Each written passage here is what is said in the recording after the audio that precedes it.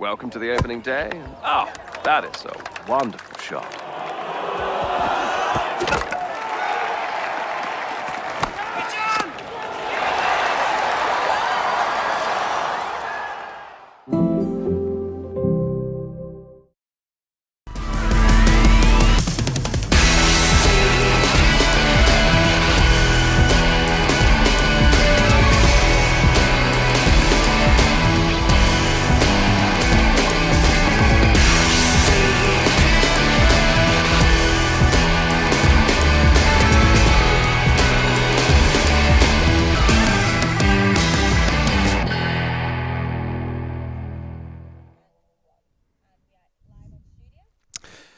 Well, good morning from Emirates Old Trafford ahead of the double-header T20 day in Dubai at the Dubai Sevens ground.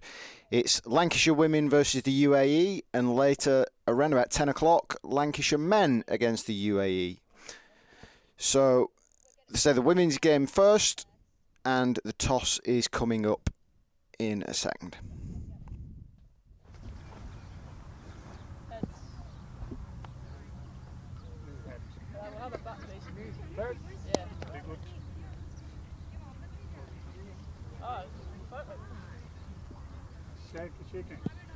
Alright.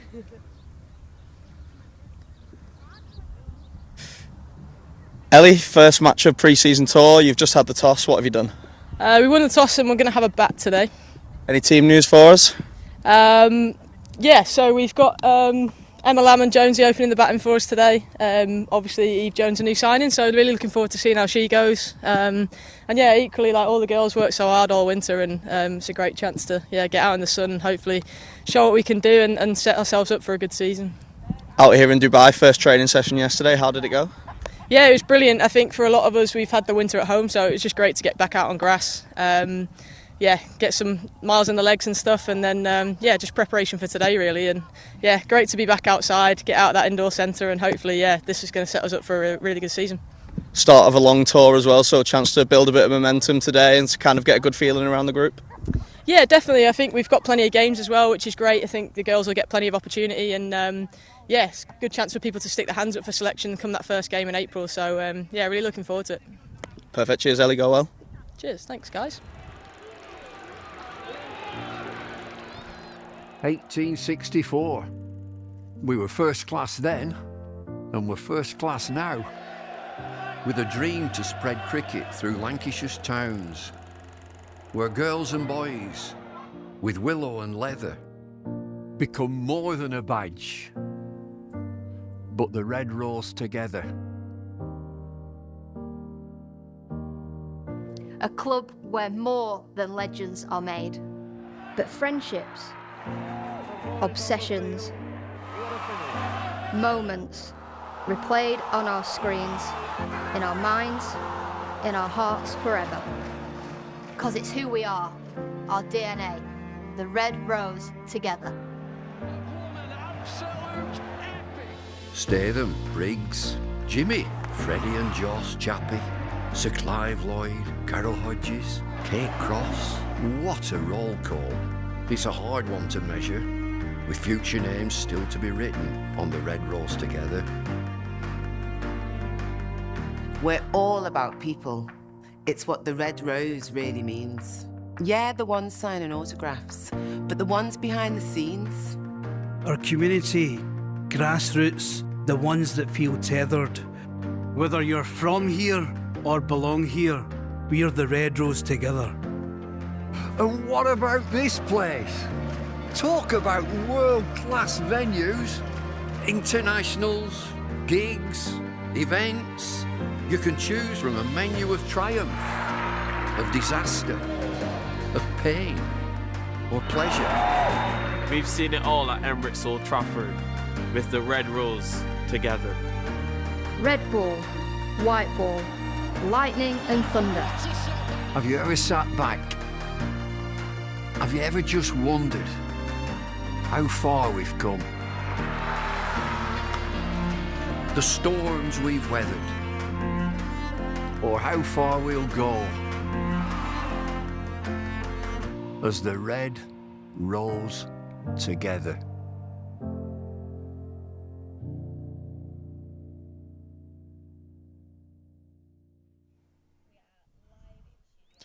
So Lancashire win the toss and bat out in Dubai against the UAE women, which will be coming your way in around about 10 minutes' time.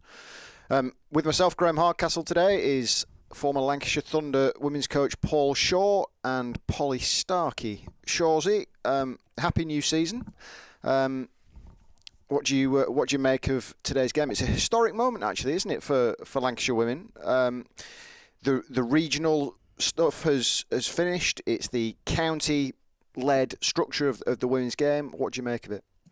Look, I think it's a fantastic opportunity for Lancashire Thunder, or well, actually, they changed their name now, isn't it? So the Lancashire women's cricket team to really put all the hard work in the winter into play today in Dubai. And you know, I think they've worked really hard over the winter months, have trained hard in the indoor centre. And the indoor centres, as you know, can be quite tough, 6-month hard slog. But actually, what a wonderful opportunity to come out here in Dubai at the Sevens ground and play some absolute wonderful cricket and really get going into the start of the season.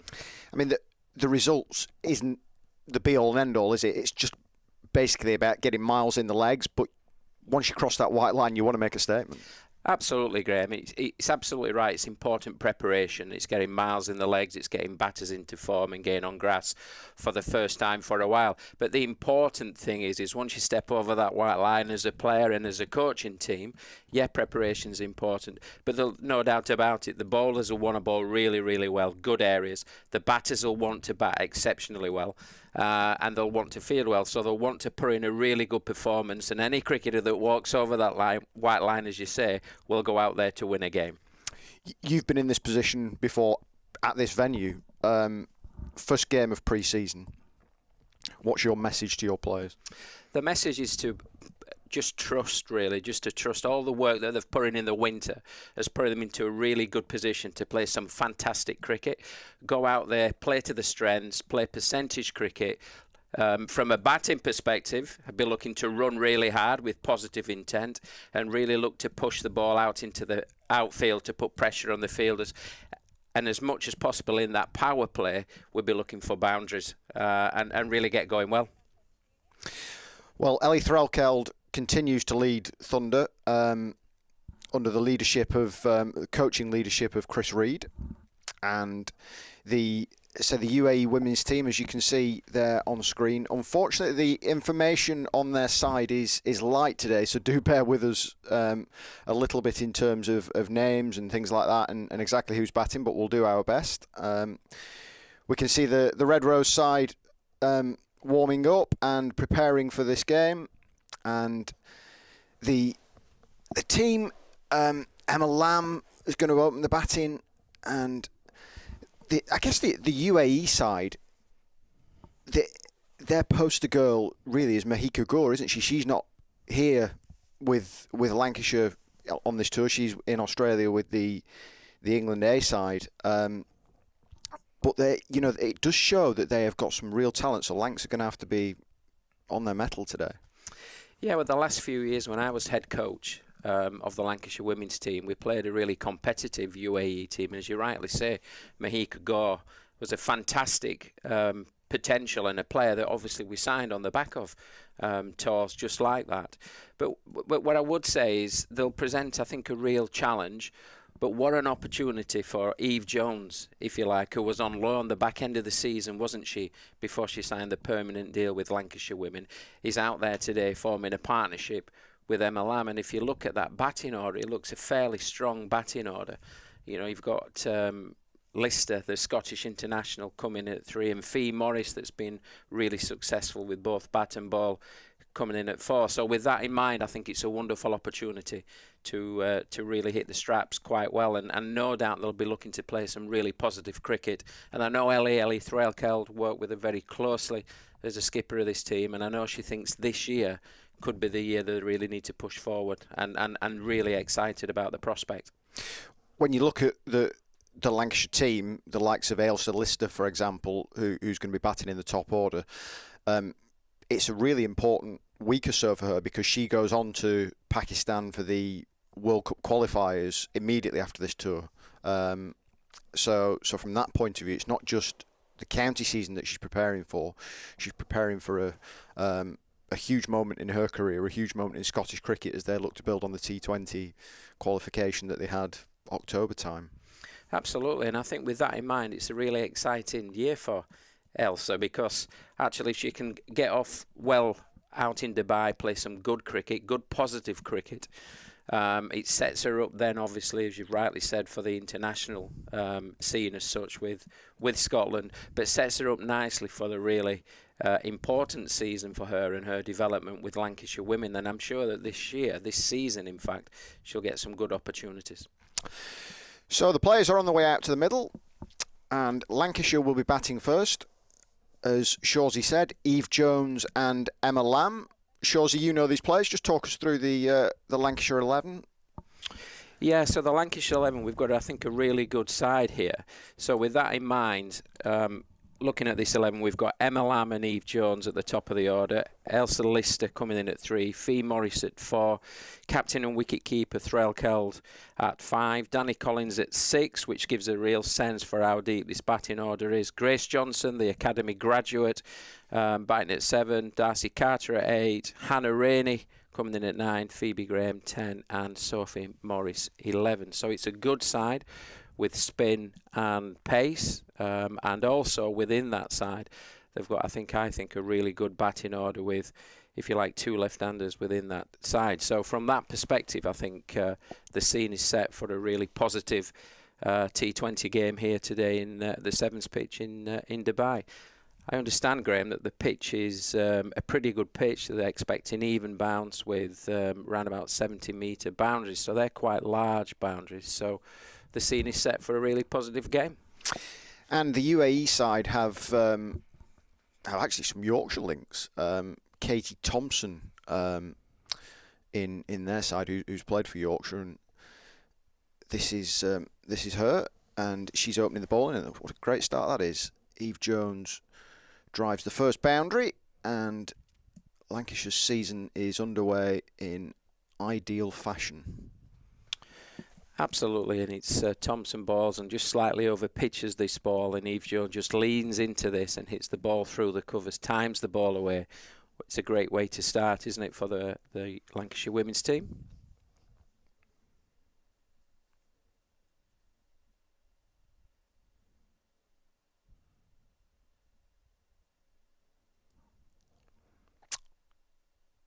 Eve Jones is a great signing, isn't she? I mean, she's scored runs for fun for all sides, whether it be Birmingham Phoenix, Central Sparks. She was a Lancashire County captain, title-winning captain, and she just has real kind of experience and know-how to this side, and she's into her work seamlessly. Yeah, she's a really good experienced player, an important player for this Lancashire team. And you can see here Thompson just over pitches. And again, what's really good about Eve Jones there is a balance, and plays that ball under her eyes and works the ball through a wideish mid-off or stroke extra cover for another 4 runs. So she started really well. And as you rightly say, I think she's going to be a really important cog in this batting lineup. But also will offer experience to Ellie Threlkeld as well to support her captaincy and decision making.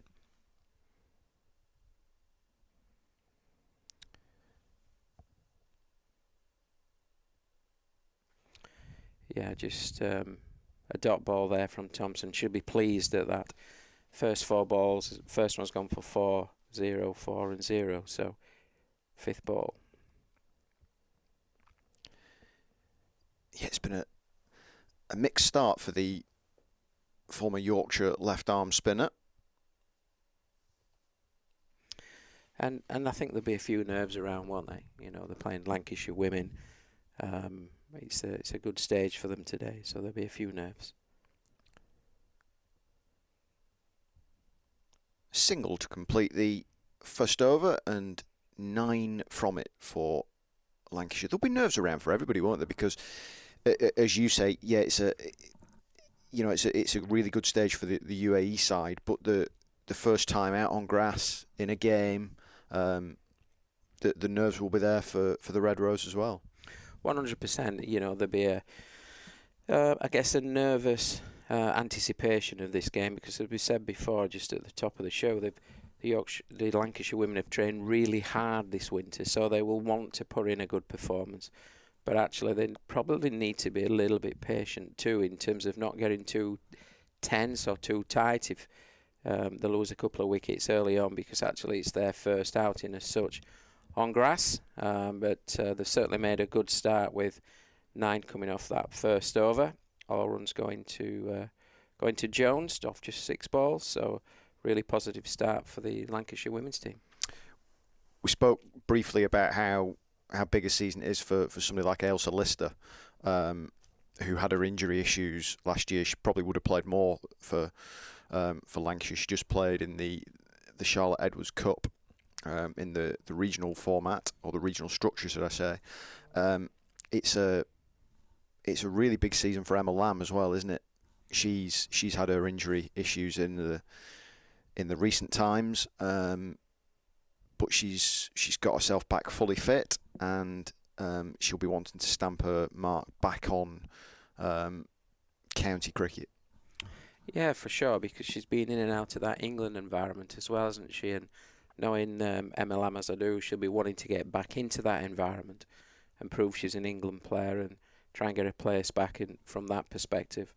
And hopefully remains injury-free, so we'll be looking for a positive start to the season.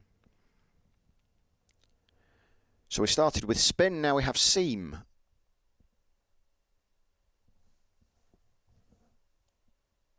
And the runs keep coming. Yeah, we just saw an outside edge there from Jones. She was just trying to work that ball into the onside for a quick single, but he caught the outside edge of the bat. She run through for 1 run, which brings Emma Lamb on strike for her first ball of this T20 fixture.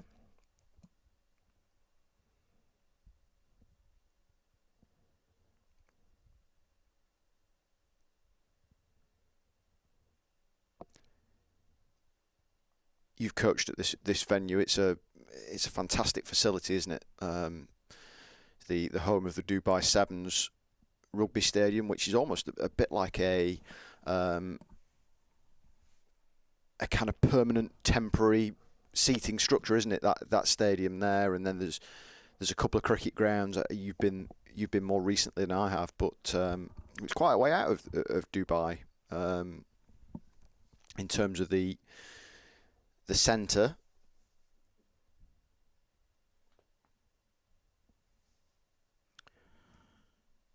Looks like runs here, doesn't it? I'm not sure whether it's touched anything on the way through, but no doubt the Lancashire women will be running hard here and have picked up 3 runs off that delivery. Yeah, as you rightly say, Graham, I think it's a really good ground actually, and specifically for women's cricket. It's a fast outfield. It's normally a pretty good pitch there, and yeah, I think it's a really good, importantly, a really good surface to play cricket on, because there's often just a little bit of spin. It's normally true bounce and a decent pace.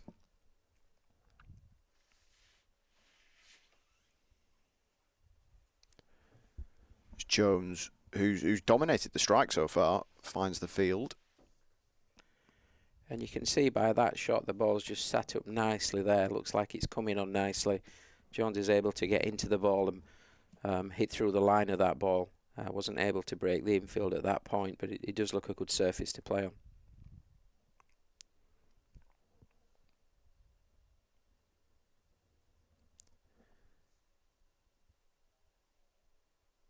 they've started with real intent, Lancashire, haven't they?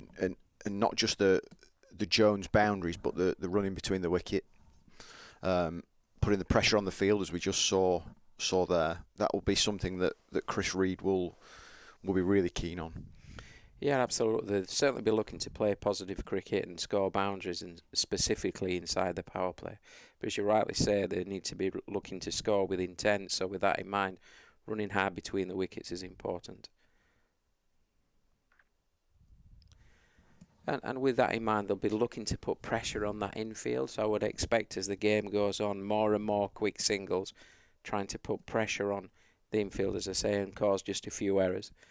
And then that builds frustration within a fielding unit and with a bowling unit. So I would expect them certainly to be doing that. They'll be looking for the 4 option first, and then working down 3, 2, 1. But certainly running as hard as they possibly can. As they come to the end of the second over, Jones on 11, Lamb's on none off 3, and scores 14 for none.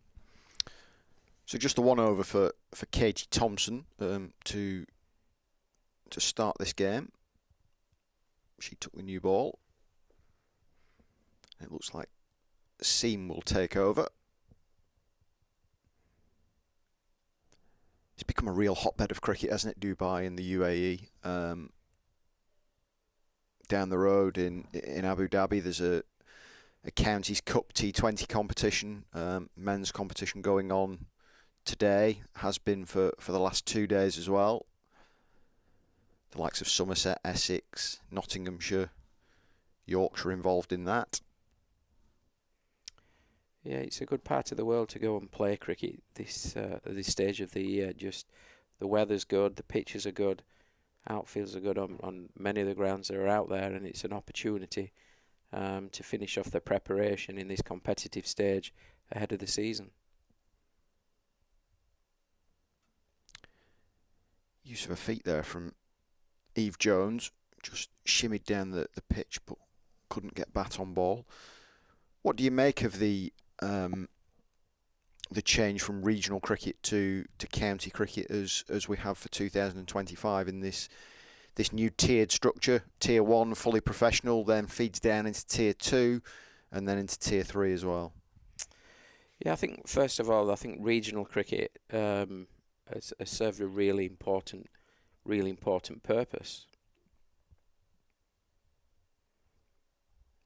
It's a good take by the keeper, isn't it? That's it wide is ball. Wide, yeah. But yeah, going back to what we were saying, I think regional cricket has served a purpose. It's produced more England players or more England squad players.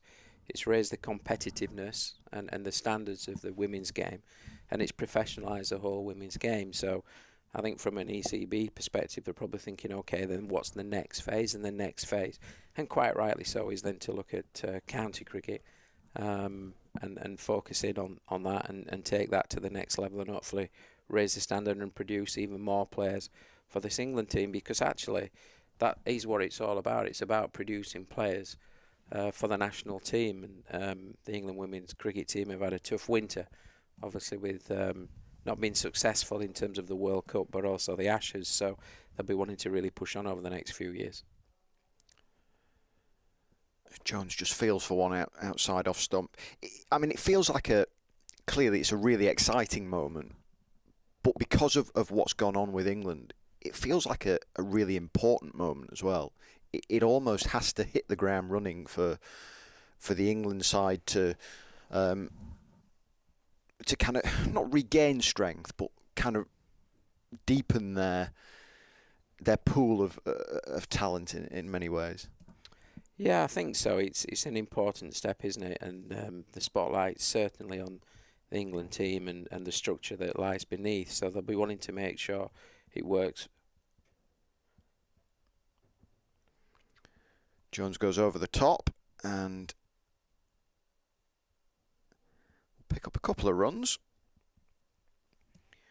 You can tell by the way that Jones is playing, she's looking to be positive. She's looking for that boundary option first. That's the first thing in her mind. But then she's looking to run really, really hard, and she's got that one through the infield and out to deep point for 2 runs as she moves on to 13.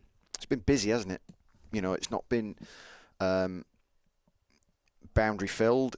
She's she has a couple of them, but she's rotated the strike well. Well, she's hogged the strike, but she's ran between the wickets and been positive in that sense too.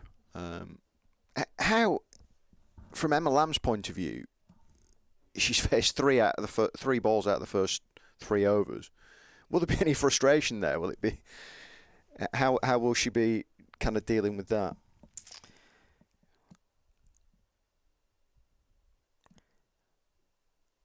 That's just clipped away, but no run. It's gone to short, fine leg.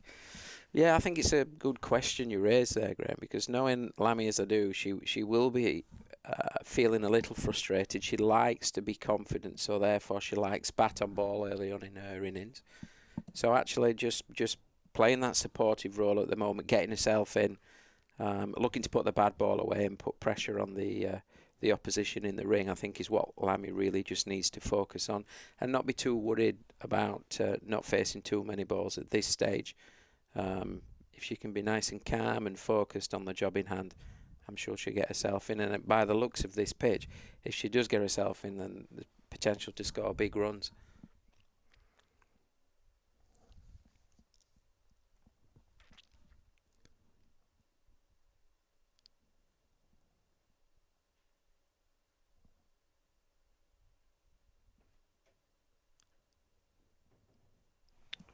It's a good delivery, and good line, good length on this pitch. Just angling into middle and off, and Lamb plays that nicely with a full bat face.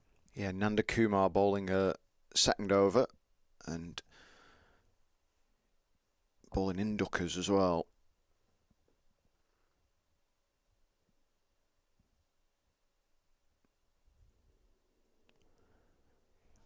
A little bit short, but saved by her cover point fielder. And that's Lamb off the mark. That'll just be a nice sigh of relief for Lammy. But what I liked about that, even though the ball's angled in, she just gave herself just a little bit of room to work that ball with the intention of beating the infield. Unfortunately, it wasn't able to on that shot, but was able to pick up the single. So she's up and running.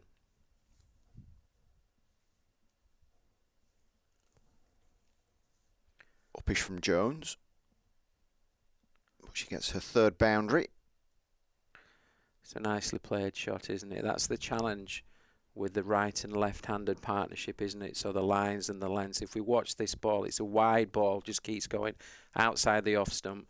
Jones waits for that ball and then just caresses that ball through the covers for 4 runs. And it's a real challenge for the right-handed bowler when you keep you're having to bowl different lines and different lengths to both batters. You've got a fairly tall Eve Jones who was left-handed, so therefore different lines, different lengths, and Lamb's a little bit shorter in stature, and of course is a right-handed batter, so it presents a challenge. Over the top, well, uppish. It wasn't over the top because we have a long off in place, but. She was Eve Jones was looking to go long and true, but didn't quite time it as she'd have hoped, and just a single. Yeah, didn't quite time that ball, and it dropped into the vacant mid-off position. Of course, with mid-off being in the position of long off, meant it dropped safely. Lamb's onto that one. Again, not quite timed as she'd have hoped, but enough for 2 runs. Yeah, that's quite right. The bowler there's just dropped it a little bit short. Lamb's picked up on the length quite quickly and pulled that ball. Probably not as timed as well as she would like, but it's picked up 2 runs.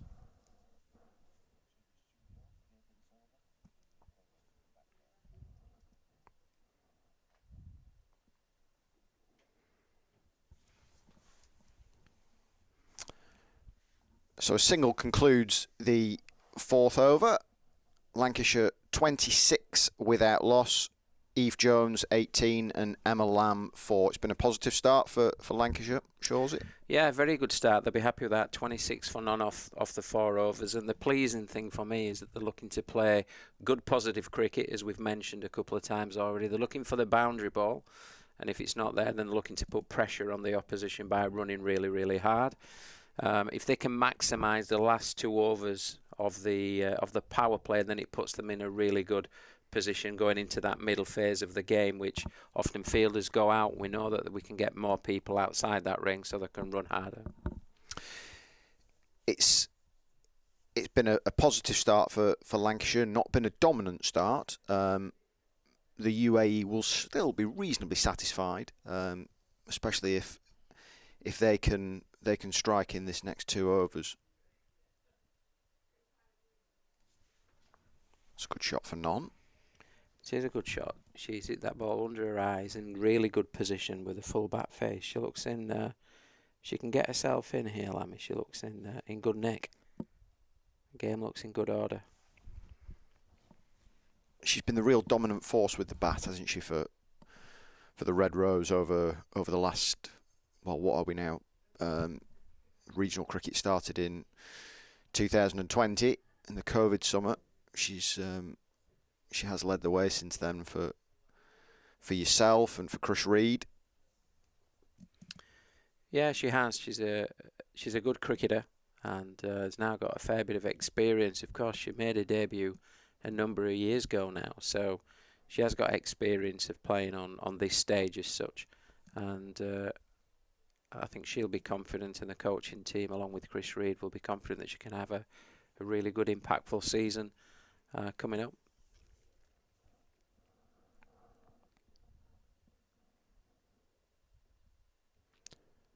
Second over for the seam of Darnidar.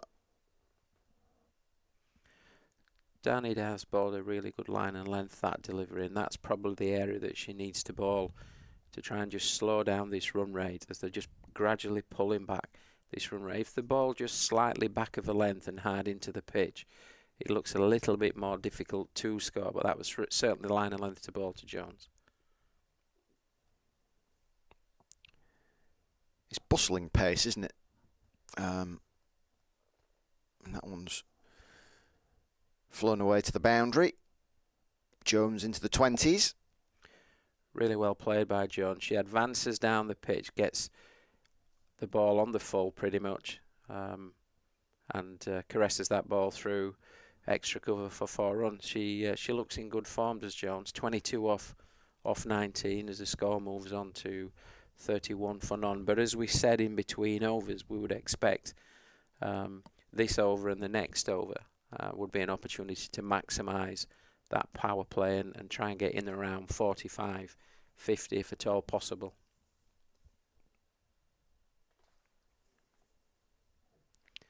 That'll certainly be the Lancashire women's team's intention. Of course, the UAE will be thinking, let's keep this as tight as we possibly can, build pressure here. We might be able to sneak a wicket out, knowing that Lancashire are going to push hard in this last over and a bit. So they'll be wanting to try and pick up a wicket or 2 in this last over before the end of power play.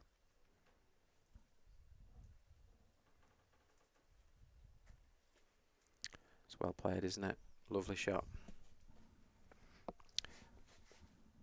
It's perhaps a conversation we can have a bit more deeply later on in this game. But I would imagine that Eve Jones probably falls into the category of one of the best domestic players not to have played for England so far. She's had a England A exposure, academy, things like that, but she's never managed to just make that final step and break through. But which is a surprise, really. The scores that she's put on and the weight of runs that she's scored has been very impressive.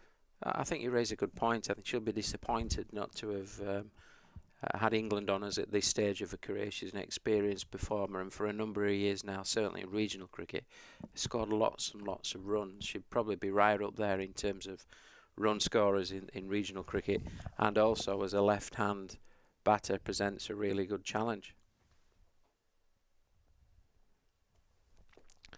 Lamb quickly onto that, but can only get the single.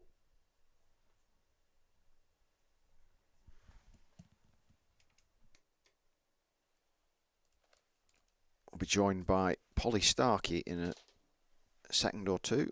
Replace Paul Shaw.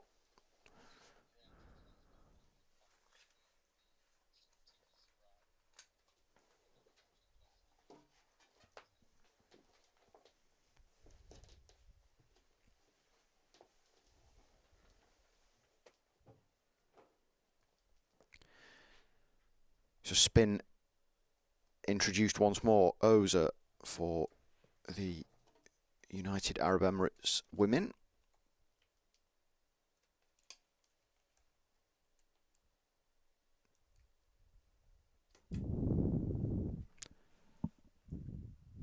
Good morning, Polly. How are you? Morning, I'm very well, thank you. It's a very good start by Lancashire Thunder so far. Well, just as we say that, there's a wicket. Isha Oza with the first wicket for UAE. Commentator's curse. It's the ultimate example of the commentator's curse, just as I sit down. And Jones just flicks that to square leg. Yeah, it's not full responsibility there, because myself and Shawsey were just talking about her England capabilities and hopes and things like that. But a bright and promising innings is curtailed at 26. And Ailsa Lister is on her way to the crease. Yeah, Eve Jones is a fantastic batter that I've watched for many years. I think 2022, I remember that was the time I thought, is she going to get called up to England? And I think, unfortunately, it's her age that's gone against her, because she is in that generation where they haven't always had professional cricket, and she kind of got to about 28, 29, and it was almost a bit too late, and England selectors weren't looking at that kind of quote-unquote older group of players. But it's very exciting that she's signed for Lancashire, and some good early signs with that innings of 26 to start. She certainly won't be thinking that her time's done in that sense. You know, if you pile on the runs, they've got to look at you, especially after a difficult winter. So it'll be interesting to see how that's viewed in the next year or so. Certainly, if there's any time to come into the England side, it's when they need to kind of rebuild and look forward. As Ailsa Lister will face her first ball from Isha Oza. Isha Oza, of course, the captain of the UAE team. He's led this team for a number of years.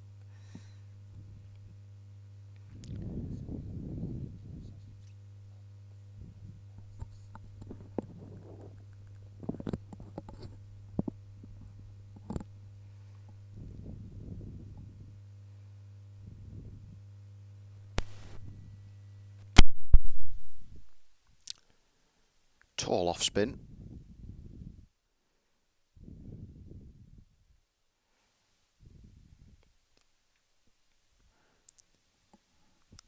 .36 for 1 for Lancashire women, and it looks like it's going to be a really hot day out in Dubai. So batting first for Lancashire as Oza's in again. Chips up in the air by Lister. Managed to get through for a couple of runs. Yeah, she's an aggressive player, Ailsa Lister. I mean, Lancashire fans won't have seen a great deal of her. She's only had a handful of first team appearances due to her injury issues last year, and fingers crossed this year can be one where she plays much more and will hopefully have that kind of momentum on the back of a successful World Cup qualifying campaign that's coming up in the next few weeks. That'll be a really key time for her, and Darcy Carter, Hannah Rainey as well in the Scotland setup as well.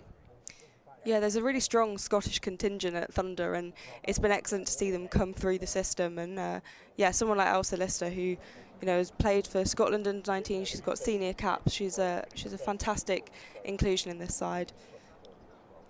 Does show, doesn't it, that Lancashire have really tapped into that that level below the kind of main international circuit. You know, with the likes of Lister, Carter. Mahika Gore as well, as we were speaking about earlier on, from obviously the UAE. She's not involved today, but she's really taken off as Lamb is bowled. I think that was, yeah, the first wicket for Danadar, who dismisses Lamb. Lamb scoring 6 from 12 balls. I believe she made her international debut aged 11, which is remarkable, and is now only 18 years old. So an incredible start to an international career, and has continued that for remarkably 7 years, and is still only 18. Well, it's a big scalp she's got there. Lamb will be frustrated with herself playing the scoop, and doesn't come off. But valuable time at the crease, even though she was starved of the strike to a certain degree. Yeah, and you want players to feel confident playing those shots in game scenarios, and I guess a pre-season tour is a fantastic opportunity to maybe get rid of some of those early nerves and play those shots and kind of experiment a little bit more before the start of the season, where points are so valuable. And of course, Lancashire will want to have a trophy in their cabinet this year. It's a big year with the restructure, and so it's a great opportunity to get off the mark and yeah, start the county era very well. Well, I spoke to Fee Morris, who's just come into the game. I spoke to her around about a week ago, just before she travelled, and they don't just want one title; they want 3 this summer. They are really gunning for 2 T20 titles and the Metrobank 50 over competition as well. They want to stamp their authority on the new county structure. I guess the thing that's really good about Lancashire is they have been operating kind of as a county for a number of years, and they're kind of unique in that way. All the other counties are newly formed, but actually that Lancashire identity has been really strong for the past few years, so I think it makes the transition a little bit smoother as well. Does it give them an advantage, do you think, on the other teams? I mean, there's been some strong squads formed, hasn't there? But this one has been training all winter. There's not been the angst. I don't know whether that's the right word that this new structure has brought to some players. I mean, you know, you look back at the back to April of last year, and a team like Yorkshire and Durham, there were issues there with not knowing quite where they were going to sit. Players have had to move. That's not the case for Lancashire at all. It's been a real smooth sailing process. Yeah, I think it does give an advantage to Lancashire. I guess you can look at it from another perspective of these new teams that have been formed, and it's this new exciting opportunity. But I guess for Lancashire there was always that security, really, that realistically Lancashire were going to get a tier 1 side. And of course nothing is 100% guaranteed, but it kind of from the off, everyone was kind of aware that Lancashire would get it. So for the players, that gives them an element of security, and they don't have to worry about that, because of course all of this was happening during the season, which just adds a kind of layer to everyone's mind. And as you say, with Yorkshire and Durham, and you know, it's a great opportunity. There's some really exciting change, but I guess for Lancashire it's really nice that they're kind of staying as they are. There's not been too many changes in terms of the playing group. Of course, Eve Jones has come in, and you've got academy graduates coming up, but that system is kind of all the same. And I think the identity with the men's team as well has been really strong, kind of this one club mentality. So it's good to see that just continuing. This is the final ball of the over, with Fee Morris facing. And at the end of the over, 42 for 2 for Lancashire.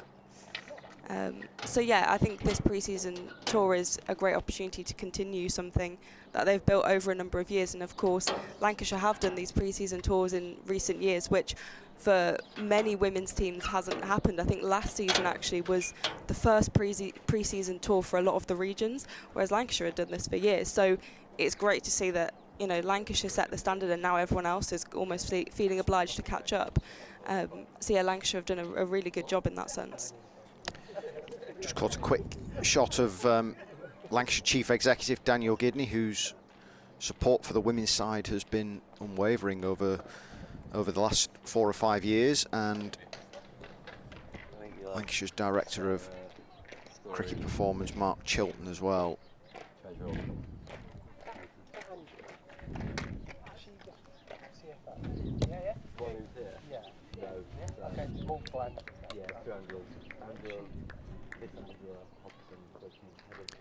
Pictures coming from the Dubai Sevens ground and commentary from Emirates Old Trafford back in Manchester. Myself, Graham Hardcastle, alongside Polly Starkey.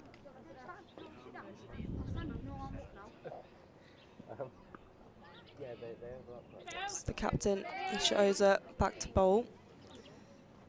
And this one's just been chased down in the field. Elsa Lister getting a couple of runs in. I think both sides will be relatively happy with the first 7 and a bit overs. Yeah, it was a quick start from Lancashire, but I mean the wickets have slightly slowed it up a bit, which the UAE will be happy with. They have a really good, strong bowling department.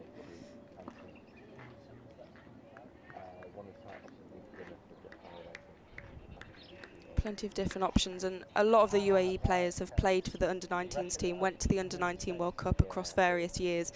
But I mean, as I say, some of them have been playing for the UAE since they were 11, 12, 13 years old.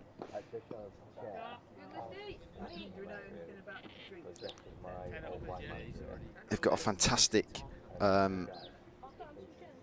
structure in terms of the facilities out there, not just this ground, but the ICC Global Academy, which is more centrally based in Dubai.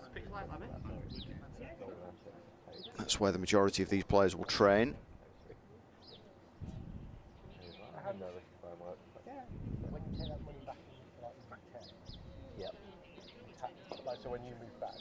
It's probably about a half-hour drive outside downtown Dubai, the Sevens ground. Yeah, the Sevens ground is a fantastic facility. I played there a couple of years ago, and it's really nice. There are just so many pitches as well. And yeah, the facilities out there are absolutely brilliant. You mentioned the ICC ground, which is also fantastic indoor and outdoor. It's been a reverse sweep by Fee Morris.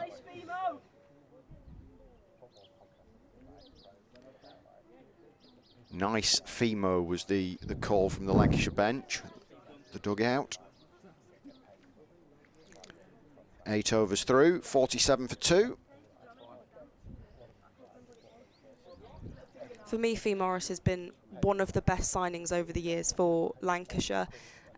She was at Western Storm, the southwest region, a couple of years ago and lost her contract, and I think it was actually Alex Hartley who was kind of played agent and got her up here to Lancashire, and she's been absolutely fantastic as an all-rounder. Her batting's been really explosive, but her bowling as well, her figures have been incredible over the years. So for me, she has been one of the best signings to watch, and yeah, particularly at the start of last season, just was having such a good time with the bat, and yeah, it's been a fantastic development. Yeah, whether she thought a career was over at the kind of stage of the Western Storm departure, I think might be slightly over-egging it, but she was certainly in a flat spot in her career at that stage, wasn't she? But it's really taken off again.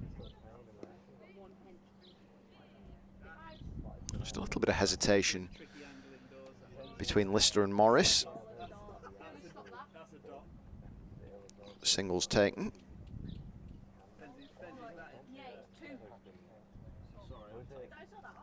Change of bowling with Michelle Botha coming in for the UAE.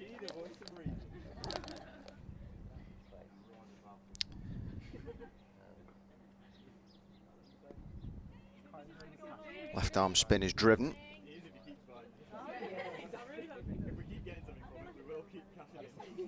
Yeah, I mean, it's not just Lancashire that Fee Morris has starred for. She's hit the ground running and been exceptional for the Manchester Originals as well.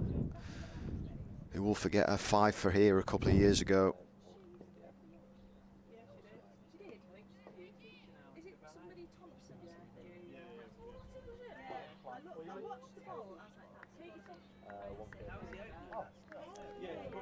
The 50 up for Lancashire now, 50 for 2, with Fee Morris and Elsa Lister at the crease.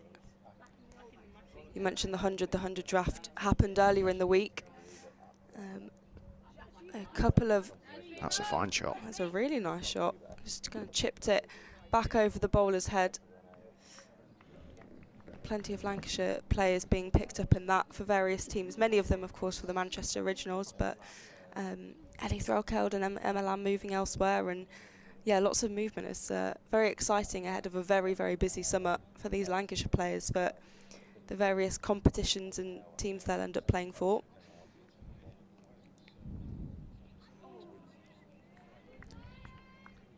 Might be no bad thing for the likes of Threlkeld and Lamb to experience a little bit of something different. Yeah, I think it's quite exciting. I guess because the 100, it's about a month long, and you just get to experience a new team, different coaches, different environment, even just having a different home ground.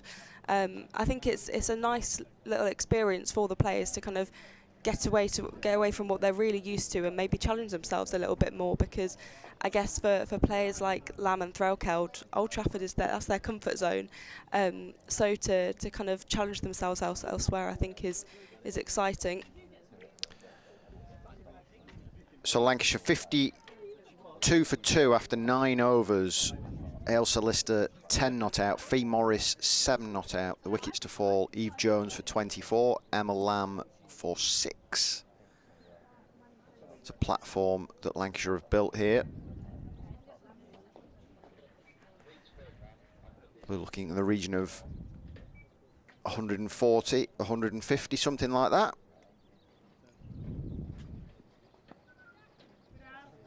Hurries on to Ailsa Lister, but she manages to pull for a single.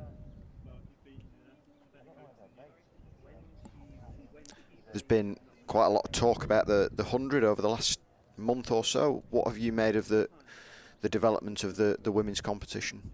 I think it's been absolutely fantastic for the women's game. If anything, I think it's really transformed it. That level of professionalism and opportunity is brilliant. And, you know, in the women's competition, we get the best players in the world over, and I think that is what makes it so successful.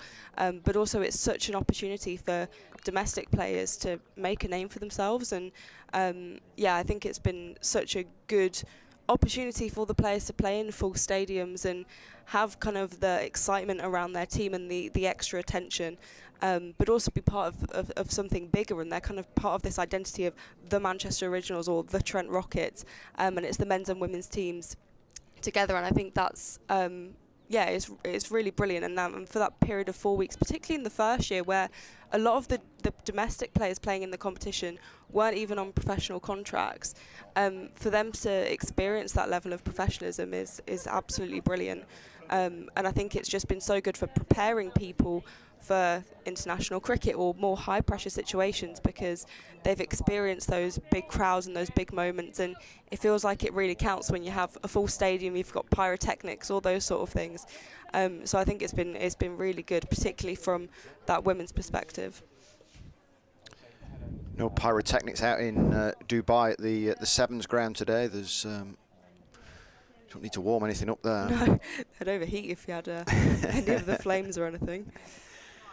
Coming up to the halfway stage of the innings.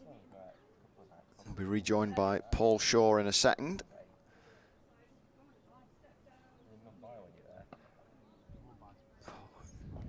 Eyes would have lit up there for Ailsa Lister, but she can't get that one away.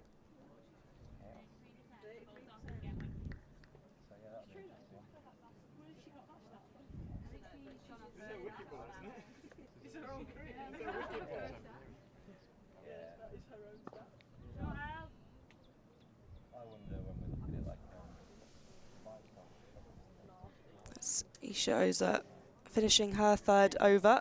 And it's the halfway stage, 55 for 2 for Lancashire. And we rejoined by Paul Shaw in a minute. Elsa Lister, 12 from 14. Fee Morris, 8 from 11.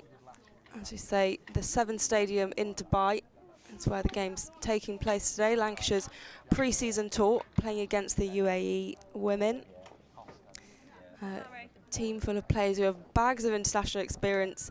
I said earlier, a couple of players playing since age 11 or 12 in international cricket, which is quite remarkable. Paul, what have your thoughts been over the last few overs? Good morning, Polly. I think this is the first time for a little while we've been on air together, isn't it? Yes, it's been about a year, I think. It was this time last year, pre-season tour, probably a ridiculous time in the morning. I think Lancashire Thunder started really well, obviously with that first over. I think they got maybe 7, maybe 9 off that first over.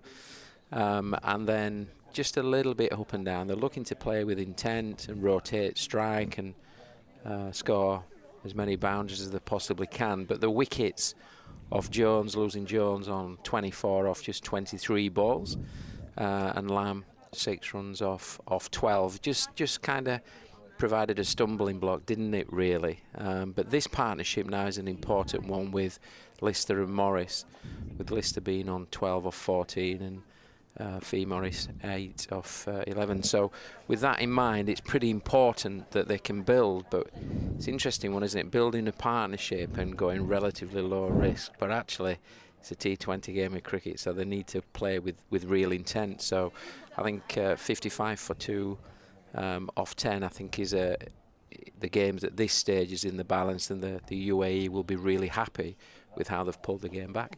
Yeah, I think they've managed to restrict Lancashire a bit, particularly in the last few overs. Those first overs looked a little bit nervy from the UAE, and you thought maybe Lancashire could really pull away with the batting, but they've done well to get back in the game, and those 2 wickets, as you say, very, very crucial. But this partnership now between Elsa Lister and Fee Morris will be really key for Lancashire, and I guess pre-season tour is such an opportunity to kind of build those relationships on the field and yeah, I guess get that practice in ahead of a big season.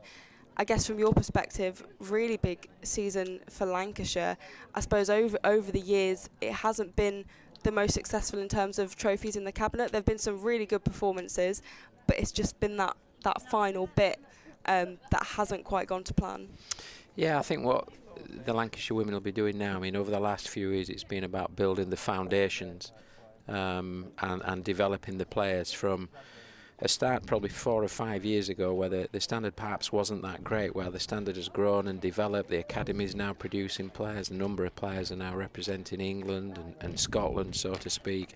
So from that perspective, I think Chris Reed and his coaching team have now had a year with the squad.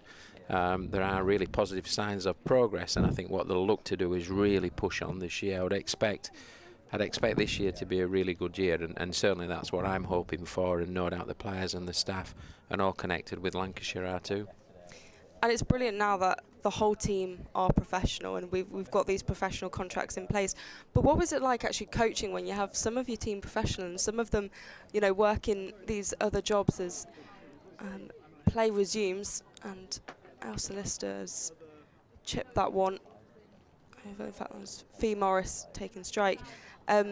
Yeah, when you've got players who are working jobs in the evening or working around training, how did you kind of manage that as a coach? Yeah, it was in all honesty, it was a challenge when I first came in. It was managing the transition from amateur to professional. There was only 3 centrally contracted players as such. That's a great shot from Fee Morris. It's just hit the gap. Probably 2 runs there. She's looked to come down the pitch and hit that ball inside out over extra cover. So positive signs from Morris. But yes, it was a challenge because some people were having shifts and then coming in to train, and others were training and then going for, you know, work and things like that. It was a real challenge in those early days. And I should say that Daniel Gidney and his leadership team were fantastic, because what they did was enable players not to work shifts, but actually paid them to come in and train, which I think we were the first county in the country for that to happen. Yeah, again, it was just another example of Lancashire leading the way in in terms of contracts, as that's a boundary for Lancashire, a much needed one from Fee Morris. Yeah, it's a good shot. This again. She comes down the pitch, hits inside and out with inside to out with a full back face over extra cover, and this time there's enough timing on that ball to run away for 4 runs. Fee Morris is looking quite good at the moment. 14 of 14. Score 62 for 2 with both bowling. Again, that's well played, just into the gap, just rocking onto the back foot and just finding the gap, and knocking both there into the offside for 1 run. Yeah, same before, just Fee Morris I think has been one of the best additions to this Lancashire side as an all-rounder. Elsa Lister equally, as she gets a boundary. Yeah, they're just looking to put the foot down but still keep the risk relatively low as they build this partnership. But Lister's picked the length quite well here, gone across the stumps, gone back and pulled that ball into the vacant mid-wicket area for a much needed 4 runs. So the partnership is building nicely as Lancashire move on to 67 for 2 and 29 runs off 29 balls in the 20 minutes since these two have come together in the middle. But I think, you know, looking back on certainly on my time here, I was delighted with the way Lancashire County Cricket Club really invested in the women's game. Clearly they get funding from ECB, but they added extra funding, which was really, really important to enable us to build those foundations and move forward. And of course, bring in more contracted players, add contracted players to the ECB's number, and also extra staff. So a really important investment by the club. Yeah, funding those extra contracts was absolutely brilliant, and I guess vital for the development of the team. And as you say, it makes it so much easier having a fully professional squad when you've got players who are having to work. But even, you know, what Daniel Gidney did, paying them to come and train, I think is such a big step forward, and again setting the standards for other regions. As that's a wicket. Fee Morris will have to go, and Isha Oza gets her 2nd wicket. Bowls up 67 for 3 as Morris departs. Yeah, that's a blow for Lancashire and for Fee Morris, because she was looking in really good nick. I think what she's looking to do here is work the ball behind square to the vacant backward of square area and try and pick up 4 runs. As you can see, to the off spinner, she just moves across the stumps and tries to work the ball behind square. Slightly improvising, and I know Chris Reed, the head coach, will be pleased that she's looking to play positive, so they'll support her with the decisions that she's making. But it's a shame because she was in really, really good form. Now this is a job of Lister to take this innings on and see if they can get Lancashire to a good score. Currently off 11.2, the 67 for 3 with Lister on 17 off 16 balls, with a strike rate which was just beginning to go up, is now at 5.91 with 8 point overs remaining. It'd be interesting to see what a good score is today on here, isn't it? It looks a good pitch. Outfield doesn't look as quick as we first thought, but they'll certainly be looking to get in and around 140, I would have thought.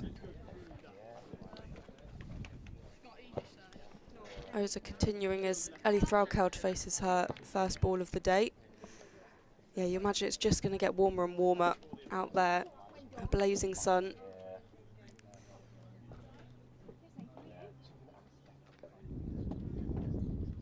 It's captain versus captain here. Threlkeld looks to try and get off the mark. Yeah, I know Ellie Threlkeld has been working very hard on both the batting and a wicket keeping this winter.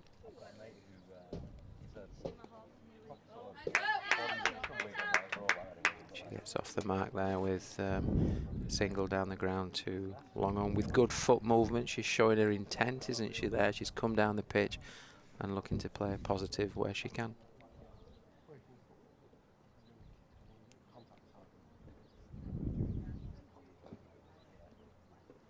Lister now to face That just goes through to the wicket keeper. There you've got two very good wicket keepers at the crease of Elsa Lister and Ellie Threlkeld, and of course in the Thunder squad as well you've got Seren Smell, so really not short of wicket keeping talent. But Ellie Threlkeld, the one usually with the gloves behind the stumps. Yes, and of course that carries the extra responsibility of captain of the team, doesn't she? She's what I would describe as, she's got, I think, really good leadership behaviours and characteristics as an individual, and is developing nicely as a captain from a tactical perspective. I think Ellie would have been the first to say that she needed to grow and develop in that area of tactics of the game, and I think is doing nicely. But she's a fantastic individual, the type of person that you just want to do well, and no doubt the coaching staff and the whole team feel the same way. But this is an opportunity for Threlkeld to get a score and put Lancashire in around that 140 mark.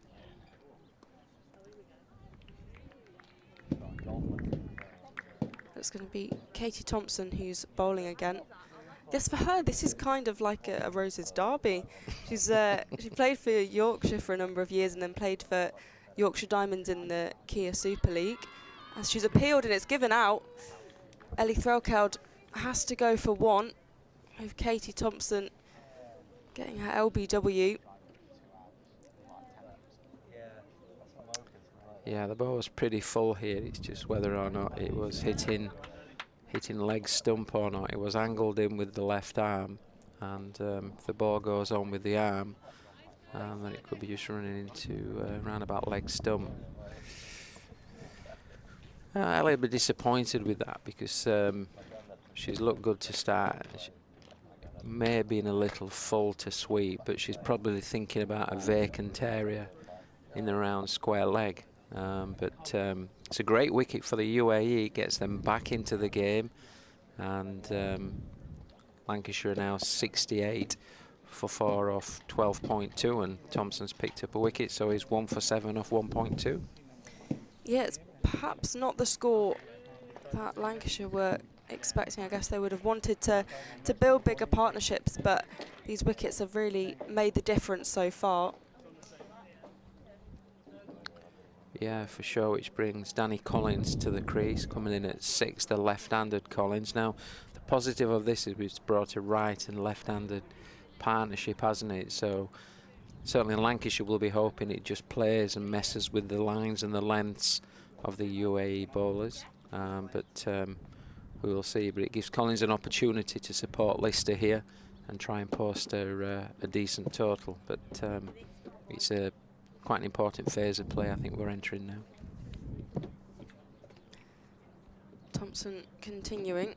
It's just been nudged down the ground by Collins.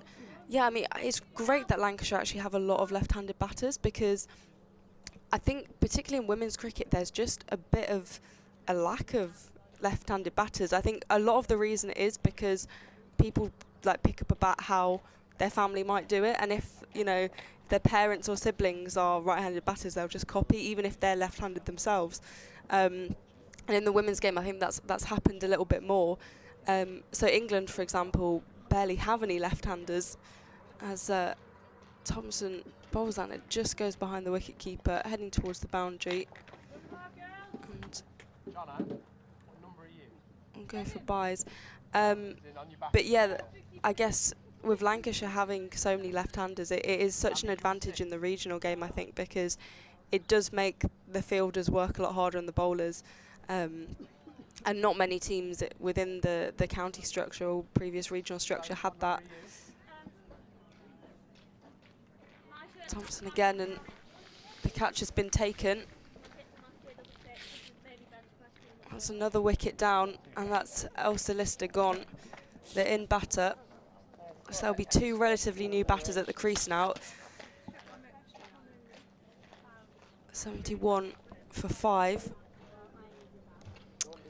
Yeah, that's another blow, a big strike there for the UAE, but unfortunate for Lancashire as Lister was just looking to get going.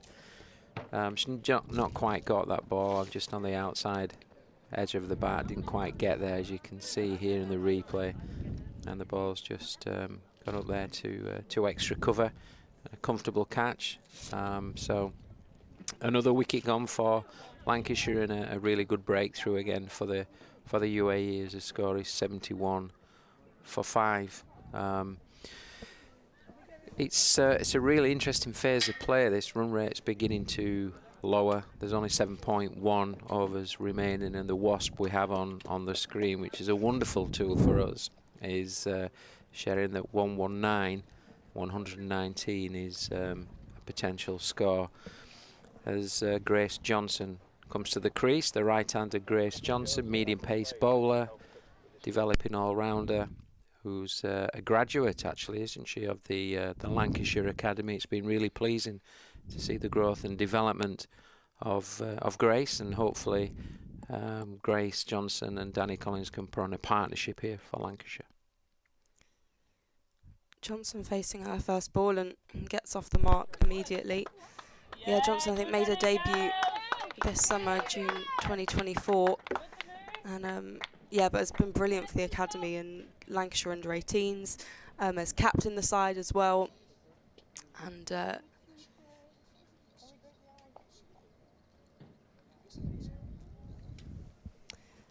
just having a look here at the previous wickets.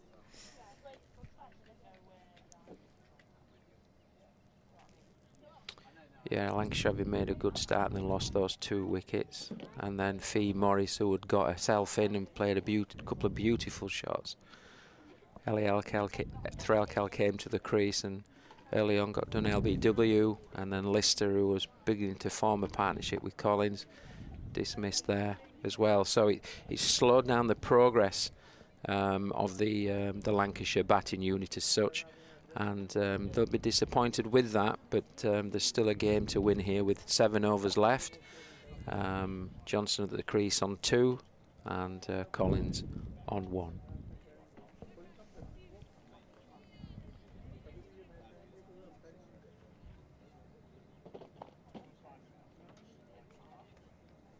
Seven overs remaining.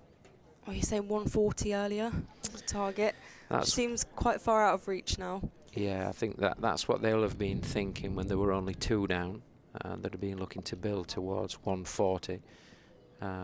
With that in mind, it's around maximising every possible ball, running hard and putting the bad ball away, and see if they can get to around 120, 130 and get into this game.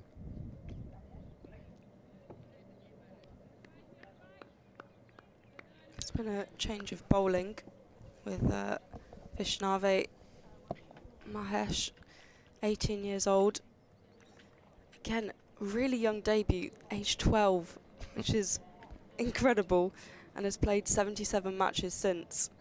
So far a 6-year-long international career, and still just 18. Lancashire just struggling just to break this infield at the moment. It's really important that they remain with a positive mindset as they look to pose a total without being reckless. It's a good shot down the ground, isn't it, from Collins? Some good fielding as well to prevent the boundary from the UAE. But also good running between the wickets.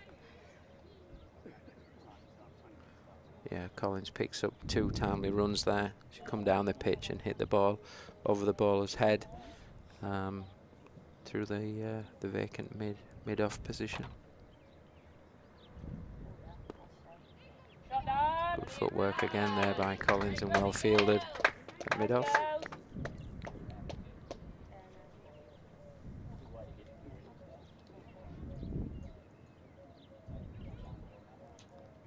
.76 for 5 for Lancashire.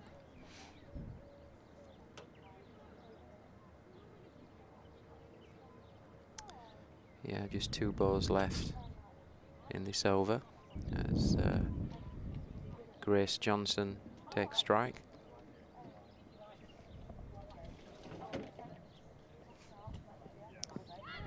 Mahesh, big appeal from her, a leg spin, but the umpire's not interested. Yeah, it just looked like it was just missing leg stump, didn't it? Just going down leg.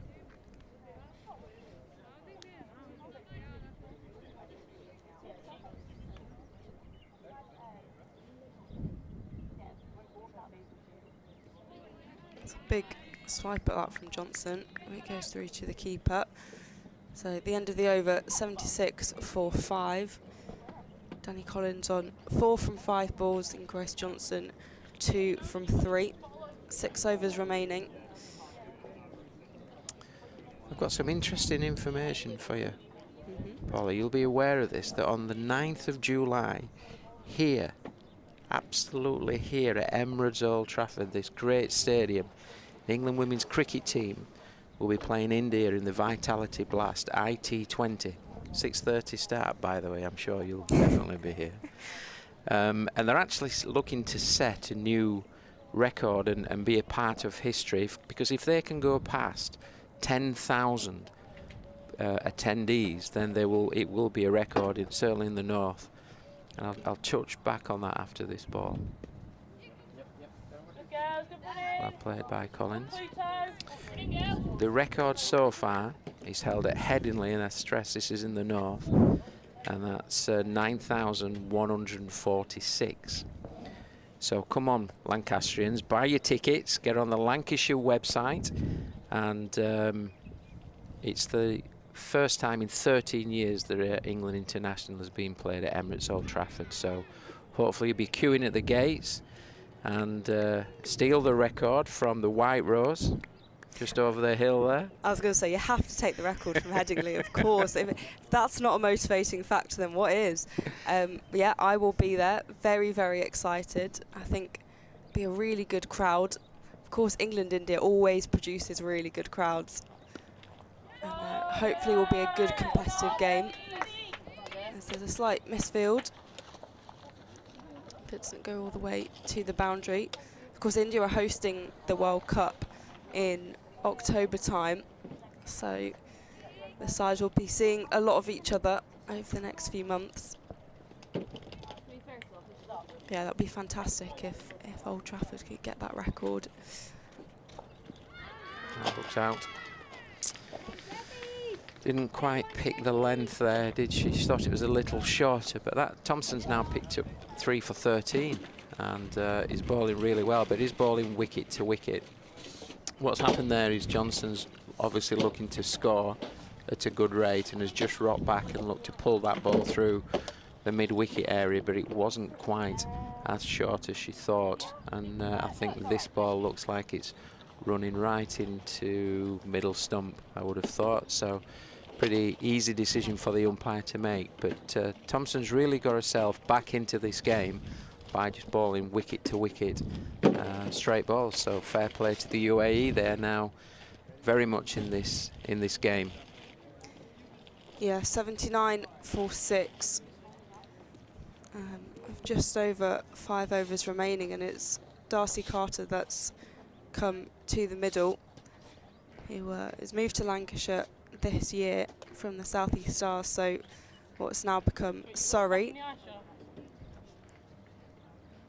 Made her debut at the end of last season. Yes, and she'll be hoping to start this season, and certainly this game in Dubai positively, and to set it up for a really positive season at Emirates Old Trafford, wearing the red rose. And the score here at the moment is 79 for 6, with Lancashire in a spot of trouble. Again, another Scotland international within this Lancashire side. She's played under 19s and for the senior side.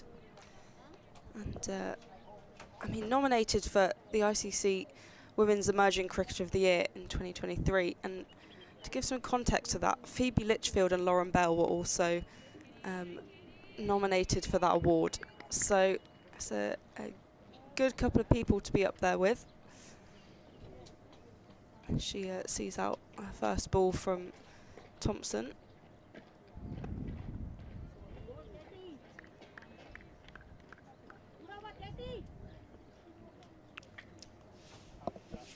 the end of the 15th over, 79 for 6. Just 3 off that over from Thompson. And of course the wicket. Thompson's now got 3 for 13 off her 3 overs and has really got the UAE back into this game. I think has bowled beautifully since her first over, and as I say, has got the UAE back into this game. However, Lancashire with 15 overs gone are 79 for 6. Carter's just come to the crease. She's 0 off 2, and Collins is 5 off 6 with just 5 overs remaining. The Lancashire women's cricket team will be looking to post a competitive total, and they've just been pegged back by wickets at the moment.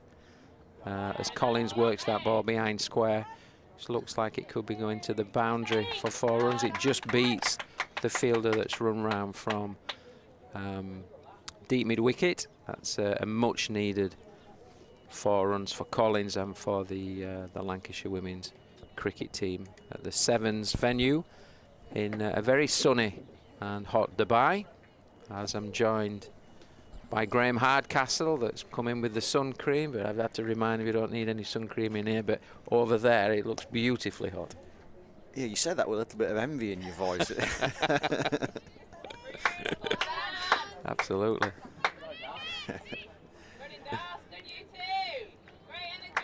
What have you two been doing? I left at 2 down, it's 6 now. What's going on?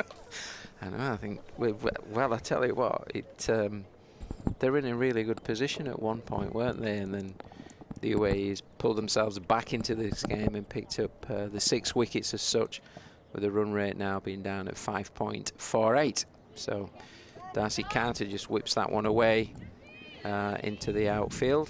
I think it'll just be 1 run.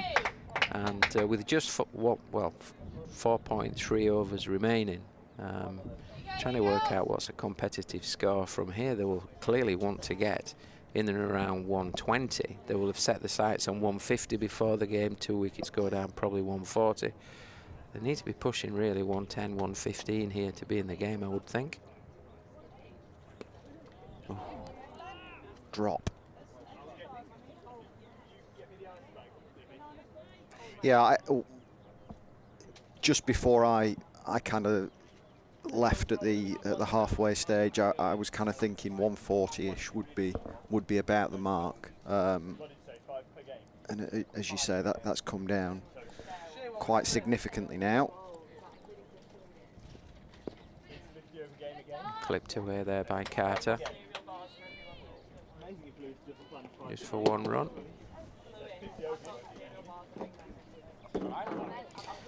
But it's a much better over for the Lancashire women's cricket team here, with 8 runs so far coming off the over.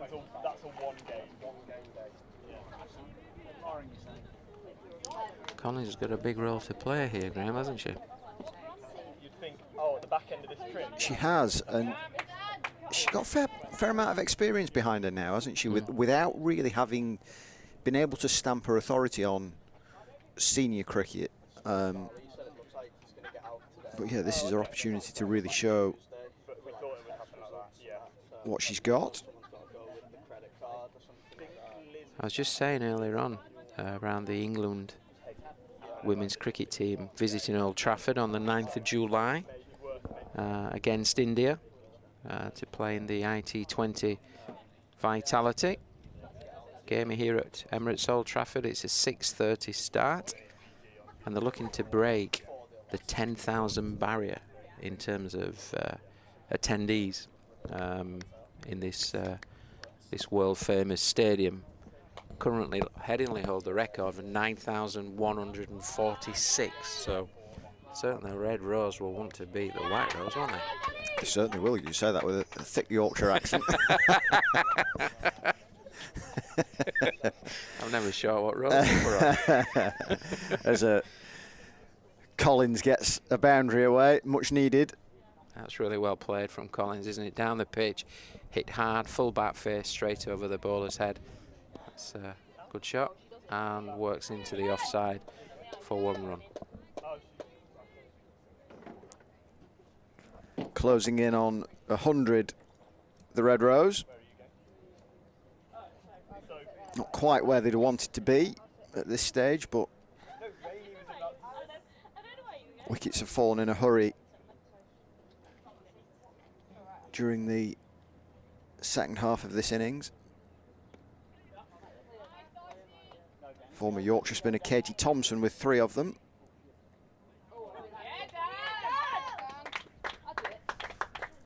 What are Danny Collins' main attributes? What are her strengths? She runs very hard between the wickets, looks to push 1s and 2s and hits pockets, so gets 2s, but she's good down the ground, through extra cover area, and can also clip the ball through mid-wicket. So she'll be looking to, in the next probably 3.5 overs, really push towards her scoring maybe 30 runs in the way that she does. She often gets in and often in the 20s then might get out, so she'll be open to walk off here, having put Lancashire into a reasonably good position by the interval. It's a good strike. Out. Well, unfortunately, she's not been able to get to 20 on this occasion, as she holds out to long on off Thompson, who has a 4th. See, Collins is obviously batting with intent and gone for the boundary, but she looks in 2 minds as she struck this ball as to whether she's trying to clear long on or whether she's looking to hit it into the gap, but she's 15 yards in off the boundary there, so didn't quite time it the way she would. So the other option is to get to the pitch and hit it hard on the floor, or really go at that ball and really try and launch it over deep long on as such. But Collins departs for 17, and Lancashire lose another wicket, and they're now 96 for 7 with just 3.1 overs remaining of this innings. They can still get to a decentish score, because somebody like a Darcy Carter has been signed as predominantly an off spinner, I guess, but she can really strike the ball. She's no slouch with the bat. Yeah, she certainly can, and that's certainly what she'll be looking to do in the next 3 and a bit overs, and try and get Lancashire to a reasonable total. Joined at the crease by Hannah Rainey, another Scottish international.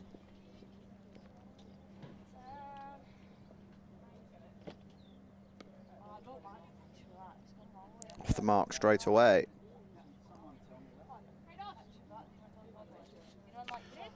Good bowling prospect is Hannah Rainey.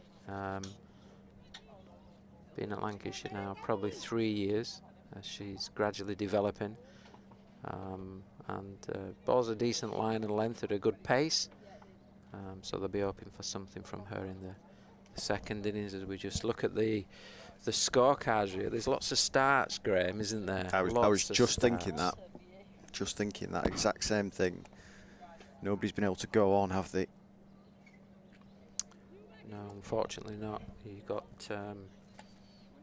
and also, if you see there the bowling figures, I mean, Thompson's come right into the game. Look at that, 4 for 22 off just 4 overs, having had a tough first over, if you remember, against Jones, who I think it took her for 2 boundaries.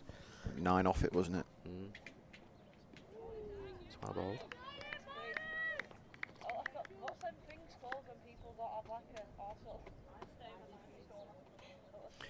We of course don't know the depth of the UAE batting lineup, do we really? We're not quite sure on that depth, but Lancashire will look to post a competitive total here, even though they're 7 down.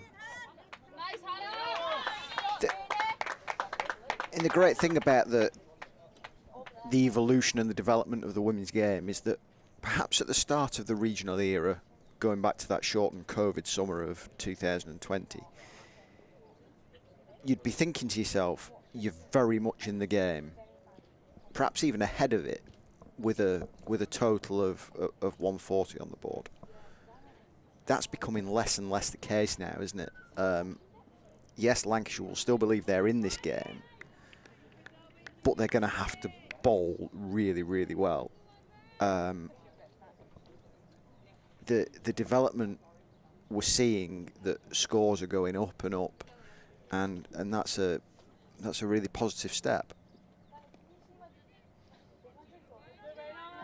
Yeah, it is, absolutely, for sure. I mean, as we've said, we're not sure of the depth of the batting unit of the UAE, but certainly if this was playing in regional cricket or the newly formed county cricket, you know, scores, you would need 140 plus. Teams are now scoring 170, 180 fairly regularly. And you look at the Women's Premier League, which has just been played. There were scores of 200 and being threatened, you know, being chased even. Yeah, for sure. And, you know, a combination of things. Batters have developed nicely over the last few years. The pitches are good pitches to play on and score runs on. Sure.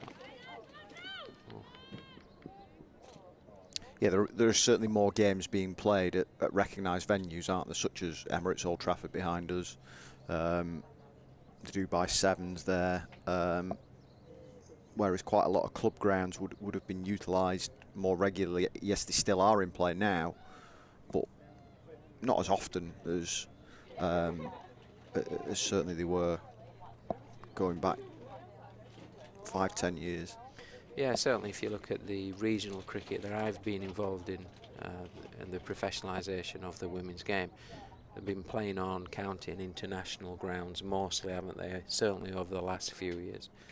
Of course, our home here, Emirates Old Trafford, somewhere that all the players love to play, and the pitches are that much better. The ball comes on a little bit better, the bounce is truer, so therefore, if you've got good basics in place and a bat with positive intent and reasonable technique, you're in the game for a lot longer. So from that perspective, it doesn't surprise me with the development of the batters in the women's game and the pitches and etc. why the scores are going up. Carter goes.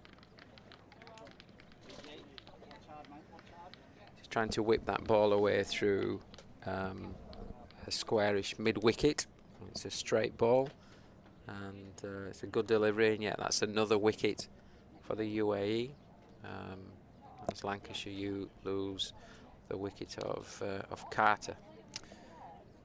And as much as Thompson's impressed, so has Darnidar as well. I mean, it's a real bustling pace. She's got a yard, and she's really troubled the Red Rose in the last hour and a half. She has, and she's, as you said, she's bowled at a decent pace, and she's kept the stumps in play, hasn't she? Kept the stumps in play as long as she possibly can, which brings in LBW unbowled. So with that in mind, I think she's done a very good job, and her length has been really good as well. Lancashire's hopes are, in terms of total, decreasing by the over, unfortunately. You're thinking to yourself, maybe 110 here. Phoebe Graham comes to the crease.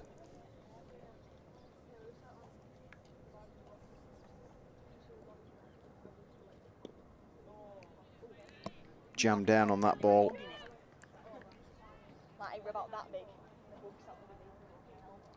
Good ball in that from Darnidar.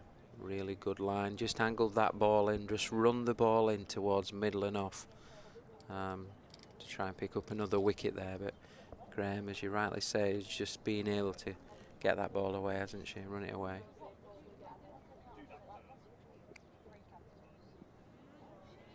Unfortunately for no run, but she's still there. That's the important thing.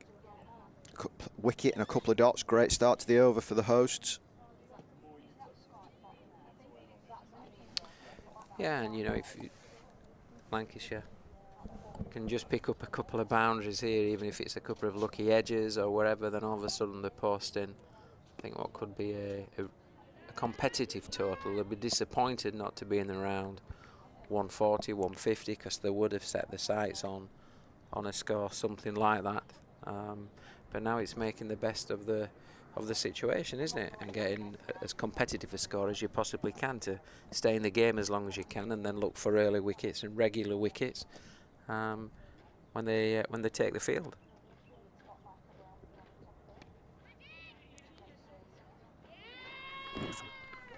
Well, Graham departs, and it's 2 wickets in the over. Could yet be a double wicket maiden. Kind of cloth to cover, wasn't it? There's no.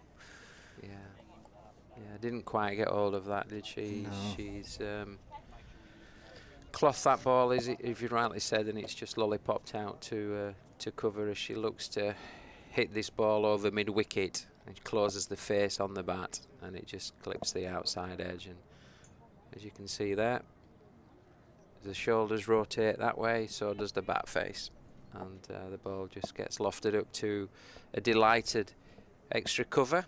And UAE team who've now taken their 9th wicket, with Lancashire 103 on the scoreboard, with just 1.1 overs remaining. Sophie Morris, the last batter to arrive at the crease.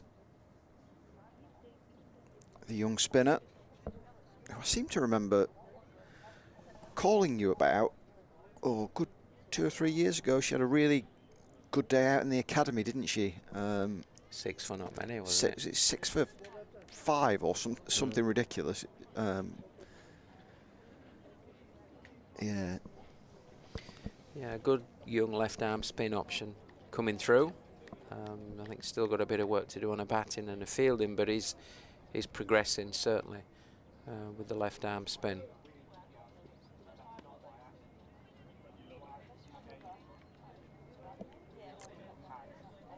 She's prevented from getting off the mark there, and we've got 1 over remaining in the Lancashire innings. One which hasn't quite gone to plan so far. I think we've just seen that double wicket maiden. It is, yeah.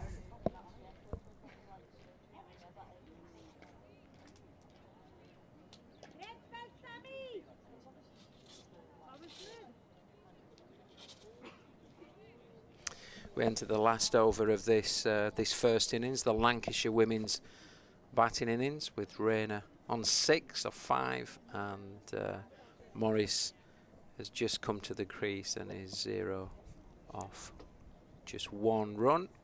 Off 1 ball.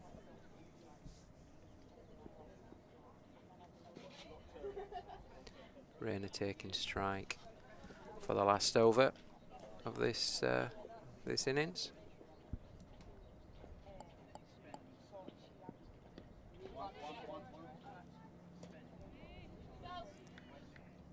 Just to squirt a single away.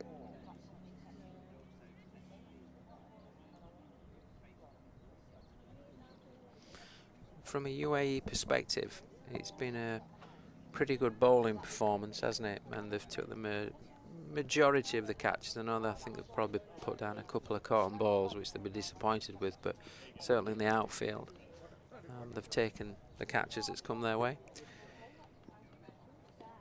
Yeah, and not just that, but they've been resilient, haven't they? Because Lancashire got off to a decent start. It wasn't a racing start or a dominant start by any stretch of the imagination, but it was positive. 20, I think they were 26 after 4.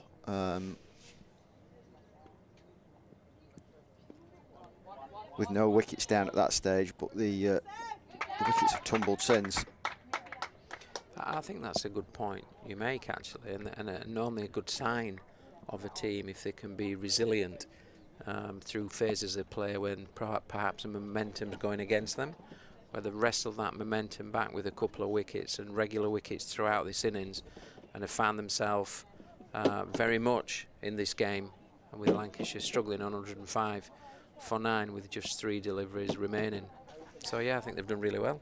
I mean, the thing is, when you're talking about the UAE switching around that kind of early momentum that Lancashire had, it only takes a couple of wickets early on for the Lancashire new ball bowlers, and all of a sudden it's back in Lancashire's hands again. 10 for 2 after 2, and it's a very different game. Absolutely.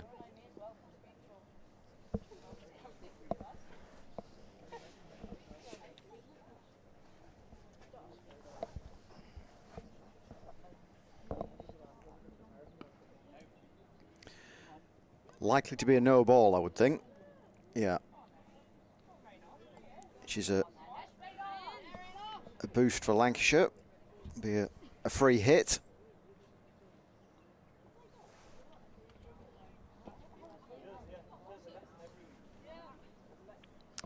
A much needed boost at that, isn't it? With just a few deliveries left in this Lancashire batting innings. Any runs here is certainly a bonus.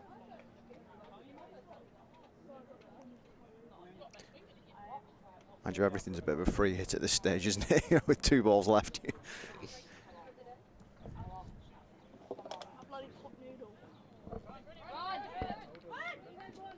No ball, free hit, that's it.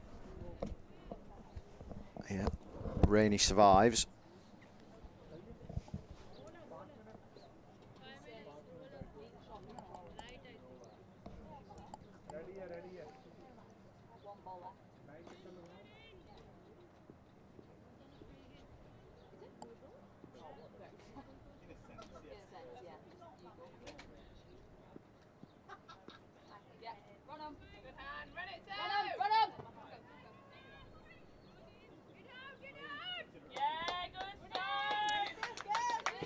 Couple of runs to finish, and Lancashire do get to the 110 that they would have been targeting a couple of overs ago. 110 for 9 they finish on.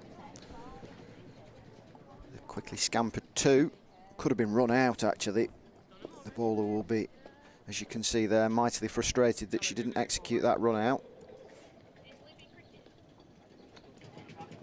And the UAE will chase 111. They will be delighted with their work. Really good afternoon for them. Yeah, I think the UAE have performed really well, given the start that Lancashire had, and they picked then 2 wickets up fairly early on, and then have been taking wickets throughout this innings, haven't they? So they've got themselves back into the game, looking to chase down 110. You know, at the start of the game, Lancashire would have been looking at in and around 150, I would have thought, and then come down slightly to 140 with those early wickets. But they've kept them at 110, so they'll be delighted with that. And it's how they start this second innings now. And the UAE want to start with, I would think, real positive intent. The important thing here for Lancashire is they'll be searching early wickets, as they always do, don't they? You know, if you've not got the score you want, perhaps in the first dig, then you want to take early wickets. The important thing to do is bowl really tight lines and keep all dismissals into play. The issue that Lancashire had was that they got plenty of starts, but nobody really went on. That was the problem. Yeah, we've got a number of batters got good starts.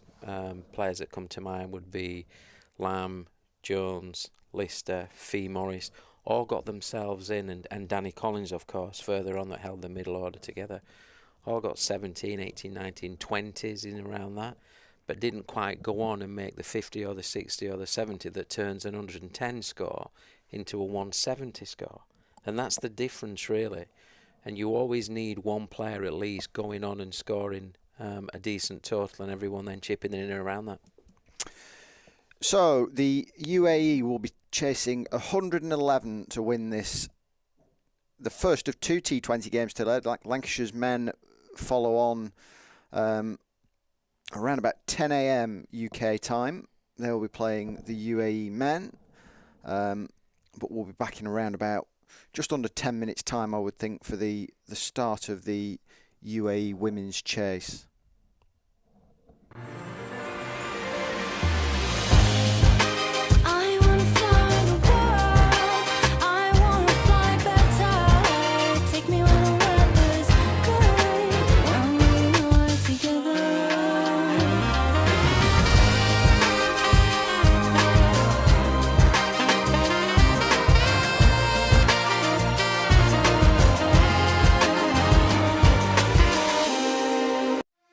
When I was a kid, there was no professional women's cricket.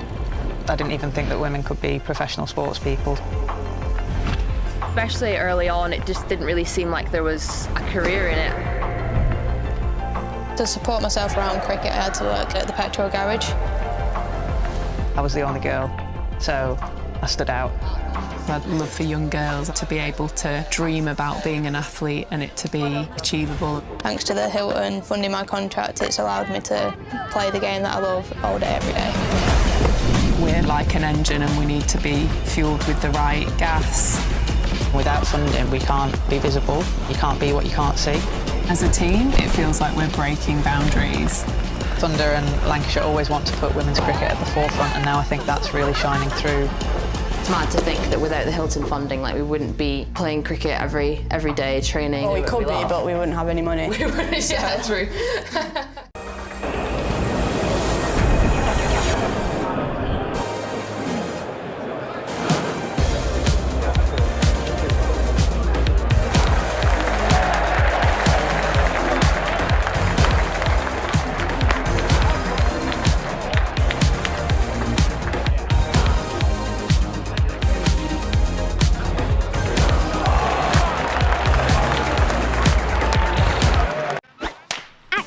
All the fun and all the games, they all start here with All Stars Cricket. All new experiences for everyone, all over the country. Every session is all-out action all the time.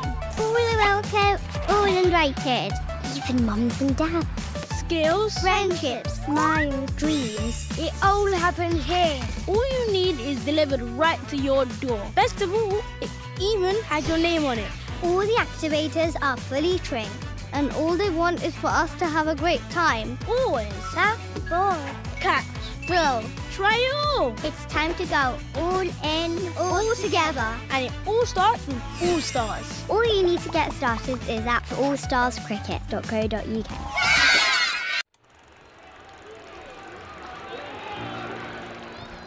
1864. We were first class then, and we're first class now. With a dream to spread cricket through Lancashire's towns, where girls and boys, with willow and leather, become more than a badge, but the red rose together. A club where more than legends are made, but friendships, obsessions, moments replayed on our screens, in our minds, in our hearts forever. 'Cause it's who we are, our DNA, the red rose together. Statham, Briggs, Jimmy, Freddie and Joss Chappie, Sir Clive Lloyd, Carol Hodges, Kate Cross. What a roll call. It's a hard one to measure, with future names still to be written on the red rose together. We're all about people. It's what the red rose really means. Yeah, the ones signing autographs, but the ones behind the scenes. Our community, grassroots, the ones that feel tethered. Whether you're from here or belong here, we're the red rose together. And what about this place?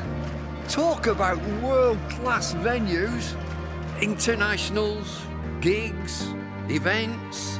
You can choose from a menu of triumph, of disaster, of pain, or pleasure. We've seen it all at Emirates Old Trafford with the red rose together. Red ball, white ball, lightning and thunder. Have you ever sat back? Have you ever just wondered how far we've come? The storms we've weathered, or how far we'll go as the red rose together.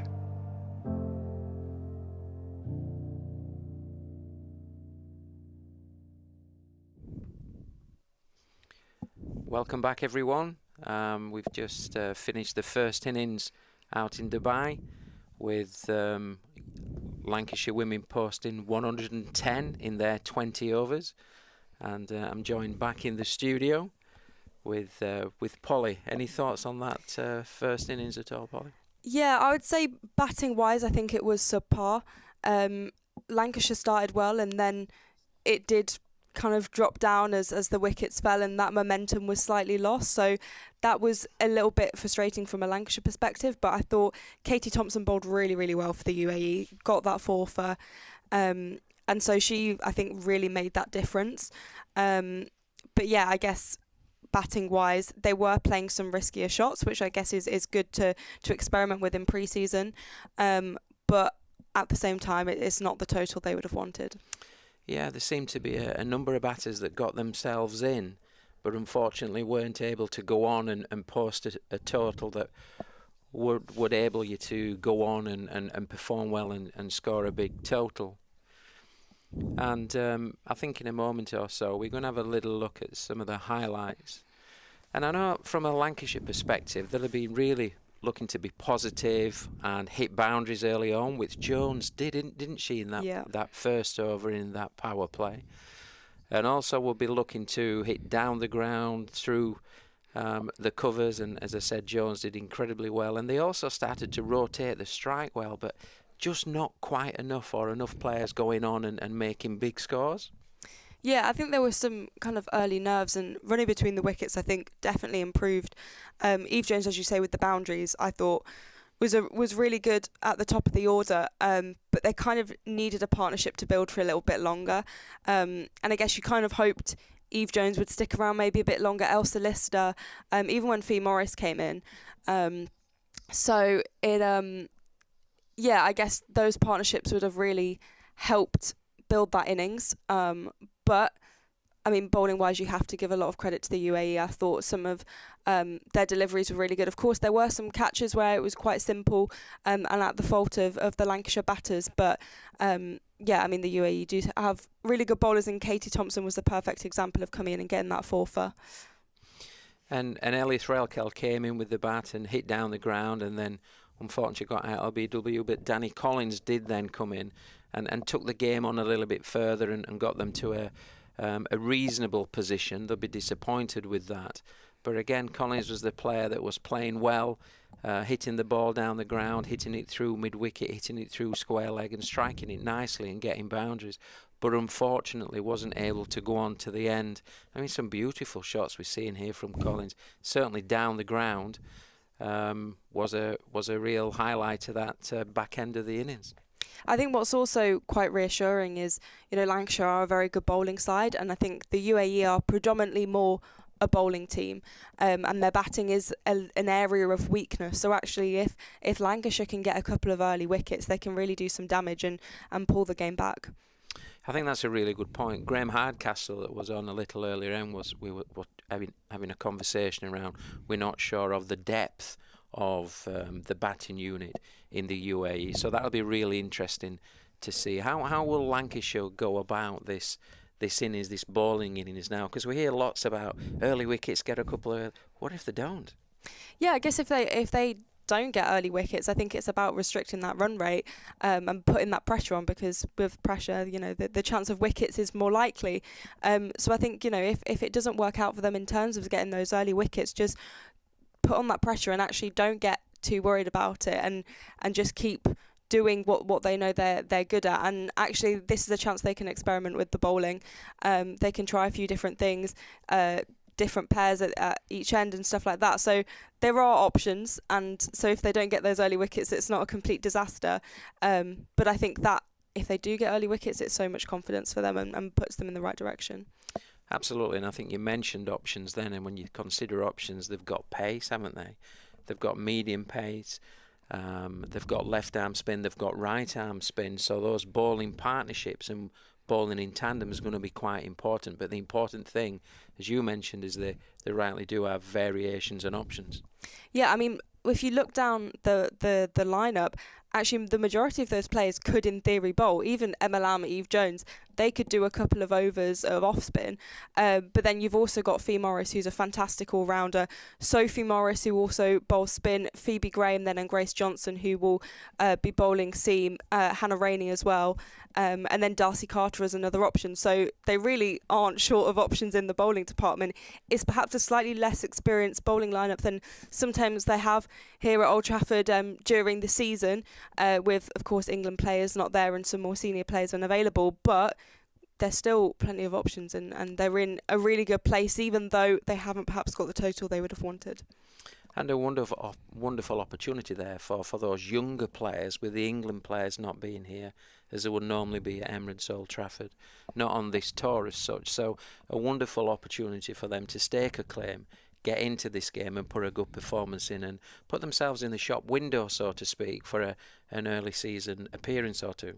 Yeah, definitely. I think the first part of this season is so crucial. It's so busy. There are so many fixtures coming up, but actually it's a great opportunity, this pre-season tour, for these young players to show what they can do and say, you know, actually you've got these amazing England players and stuff, but actually I deserve to have a place in this team. And as we've spoken about before, it's such an exciting season for women's cricket, and to be able to say you're part of the first kind of official Lancashire team is so exciting. So yeah, it will be very exciting, I think, to see Darcy Carter. Of course, she made her debut at the end of last season, but we didn't get to see lots of her, so to see her a bit more. Grace Johnson as well, of course, a product of the academy. Then also players like Hannah Rainey, who have joined the side recently. In fact, she was a vet before, and she told a story about having to go out in the middle of the night to do a cesarean on a cow and stuff like that. So she's got a great story, but coming into this Lancashire side and also playing for Scotland, she's got so much to offer to this team. And I think that's a great example, just how the transition of amateur to professional, to free time up for someone as highly skilled as a veterinary surgeon as such, to come out and actually focus on her cricket here at this great club at Emirates Old Trafford, Lancashire. As we can see, the players are just beginning to come out. The Lancashire players and the UAE players have just entered the playing area, and we'll be really looking forward to a second half of this game, with the UAE looking to chase down a target of 110 set by Lancashire, slightly lower than they would have hoped. I'm sure they would have focused on more like 140 or 150, as we mentioned earlier on, probably at the start of the game, but the continued fall of wickets has enabled the UAE to put themselves in a strong position. So I think the scene is set for a really good second half of this game, and opening the bowling for Lancashire is the left armer, Sophie Morris.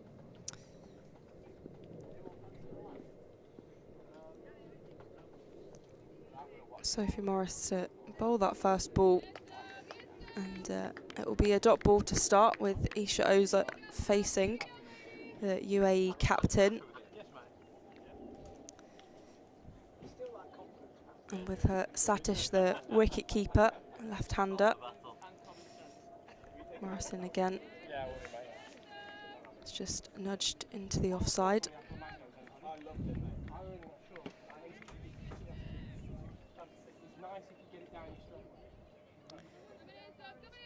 Joining me again will be Graham, as Paul has just left, and Morris again to Oza, who I think will take her first runs, and it will be a boundary to start.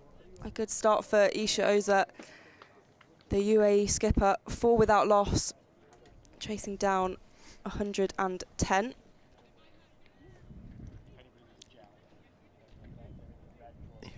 Little margin for error for Lancashire from here.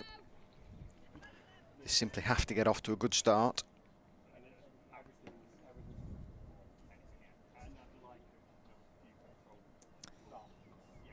Sophie Morris, the 21-year-old, I believe she plays for Upton Cricket Club and has continued to play club cricket whilst also playing for Lancashire. Morrison again, and Emma Lamb does the fielding.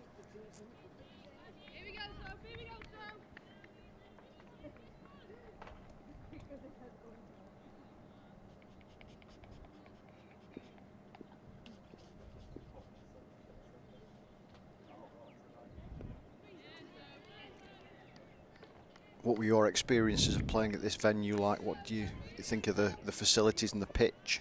Yeah, I mean, it's an absolutely incredible facility. Remarkably, I was slip fielding, which I think that's the only time I've ever done that. But no, it's a really nice ground.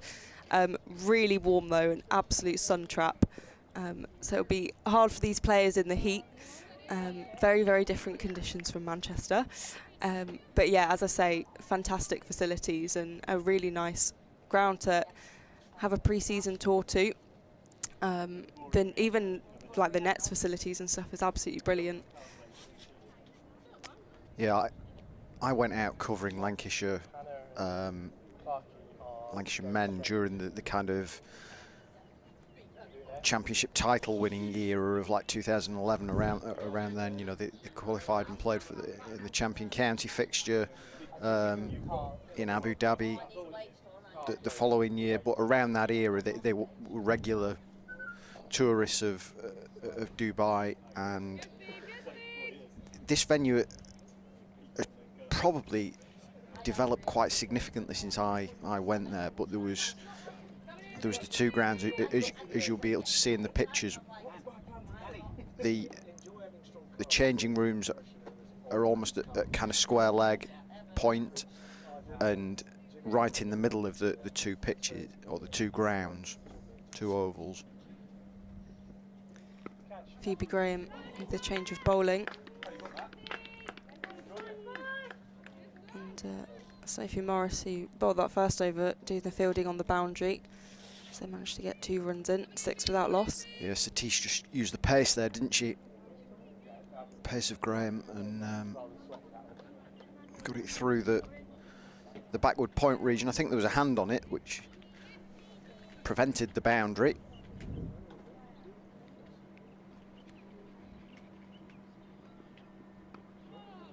That's fuller from Graham.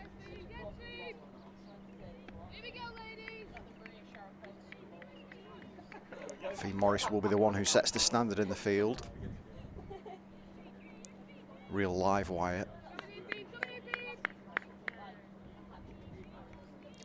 There you go. So the other oval is beyond that that building you just saw in the background. I just remember I loved going into the changing room because it was really like nice and cold. It felt like going into a fridge after being in the really, really hot summer. It was around October time, so it was very, very warm out in Dubai at that time. Lancashire men are here.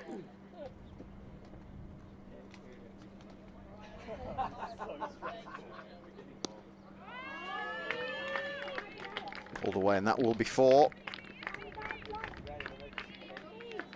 Bright start for the UAE. It's a really good shot from Satish.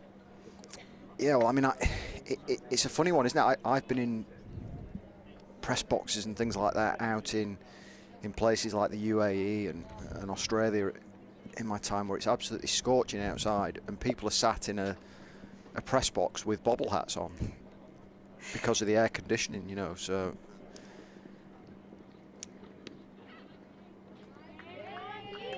Can be a little bit problematic, the aircon at times, especially if it's blasting too much. Yeah, I mean, I was in Australia for the Women's Ashes in January, which, I mean, we won't touch too much on that. But I do remember one of the games I was wearing a hoodie, and everyone couldn't believe that. I was like, but it's freezing in here. It's really, really warm outside, but actually the press box was absolutely freezing. So I was shivering in a hoodie, which I didn't expect to happen in Australia.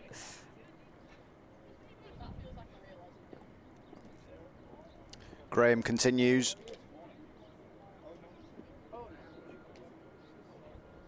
What's she done there? Did she catch the umpire on the way through? Potentially. She's obviously slipped. I just wonder whether a bowling arm caught the umpire. Oh, it was her elbow, wasn't it? Slightly elbowed him. Elbow the umpire. I don't think I've ever seen that happen in a game before. Absolutely not. Yellow card.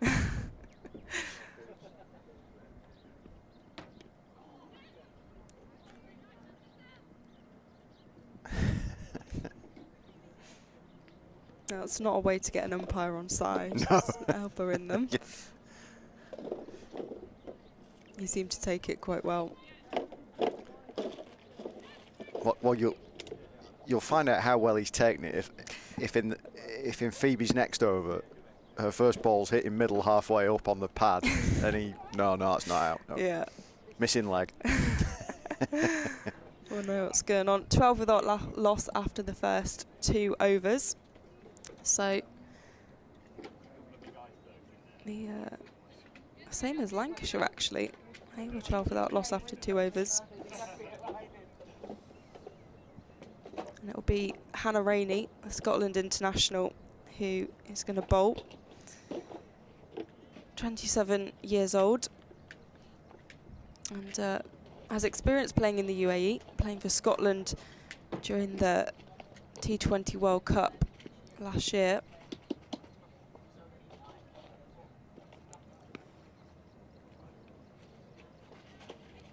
Rainey to Oza, who flicks that to Elsa Lister.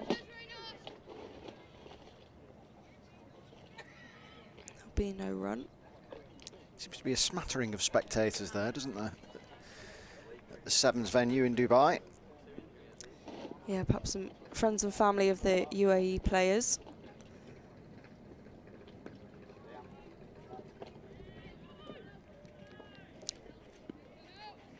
Grace Johnson does the fielding. Big year for Grace, having signed her first professional contract.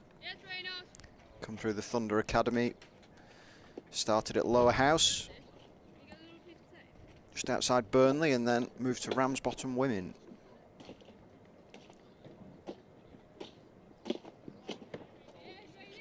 Rainey again will be a wide. I was about to say she did have a good start to the over with 2 dot balls. 13 without loss for the UAE. Ellie Threlkeld's mind will be working overtime here as she tries to fashion her way back into this game.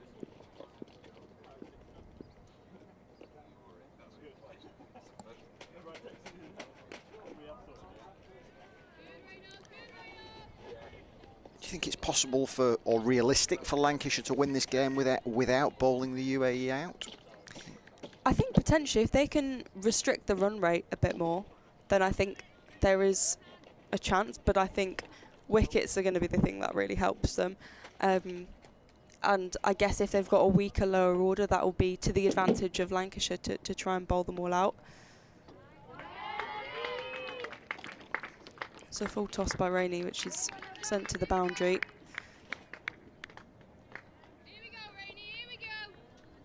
Yeah, just pushed wide of mid-off. Through the gap between mid-off and cover.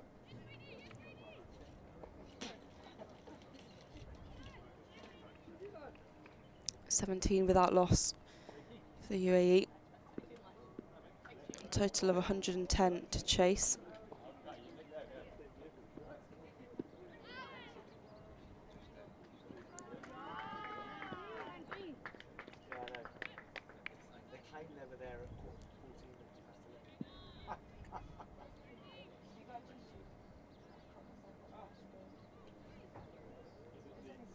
I was saying to Shawsey when you were talking about being in Australia a moment or two ago, I was talking to Shawsey right at the start of the broadcast about how the new county structure provides an exciting moment for domestic cricket in this country. But it's also a very, very important moment given England's failures in the winter. Almost this structure has to hit the ground running to deepen that talent pool available to the England selectors. Yeah, it's a really good point, and I guess the thing that we saw about 5 years ago when the regions were first introduced was the idea was to increase that talent pool, increase the professionalism, and to an extent that worked. I think obviously moving back to the counties is a really good decision, and just trying to make everything very consistent across the board and kind of work with the men's teams as well. I think the thing that's so good about the counties is it's developing those pathways, and those pathways are what builds players and gets them ready to play international cricket. And actually, if you look at the England team now, so many of them, like I suppose some of the better young players, they've had that professionalism from a young age, and they've had those pathways in place. The older players on those team, like, perhaps didn't have that. I mean, the England team only turned professional in around 2013, 2014. That was, what, 11 years ago? So actually the opportunities that are being given to players now and the opportunities available, particularly within the pathway, like when you're 11, 12 years old, you can be playing county cricket and you can aspire to play for your county. And that can be your job, and that was something that previously wasn't available, and that can only help England and the international structure as well.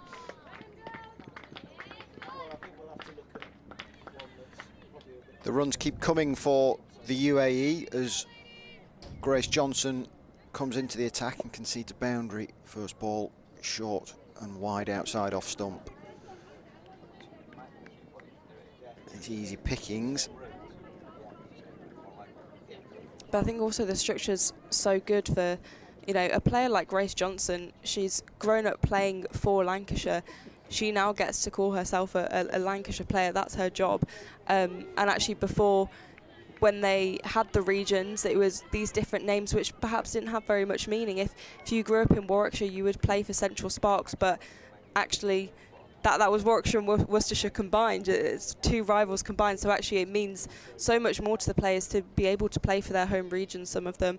Of course, some sides aren't a tier 1 side, so think of Georgia Adams down, she's playing for Hampshire, but she's actually a Sussex player. She's been that her whole life. So those little things I think will take a while to get used to, but for Lancashire, for example, I think it works so well in creating that pathway. And yeah, it's a fantastic opportunity for someone like Grace Johnson.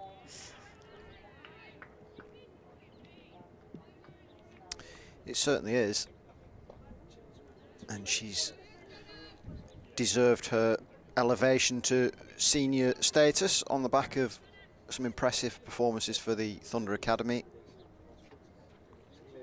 over the last few years. Trophy winning captain with the Lancashire under-18s, enjoying so much success last year.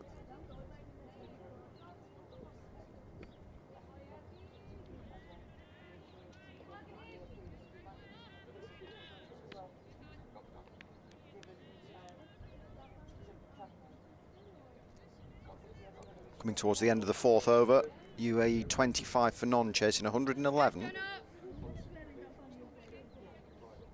Wasp has them overwhelming favourites as things stand. Nothing that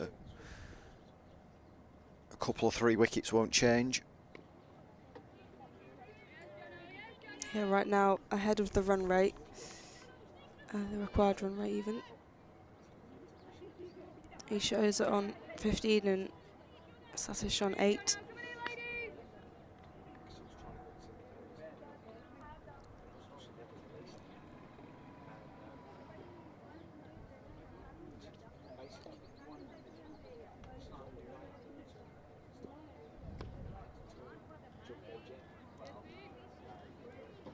This pre-season tour has seen Lancashire men start in Bangalore and finish in Dubai, and Lancashire's women start in Dubai and finish in Bangalore. They head to India over the next couple of days, and we will be streaming the T20 double-header against the Karnataka Cricket Association 11 on Wednesday morning.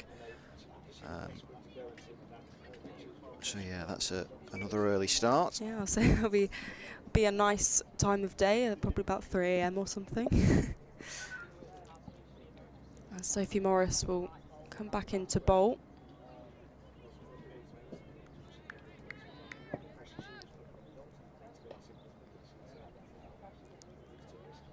They're just chipping away at this target, aren't they, the UAE? Yeah, they know they can keep it steady and not take too many risks, avoid losing wickets. I think Lancashire were pretty much the same score at this stage of their innings, but then things subsided from there.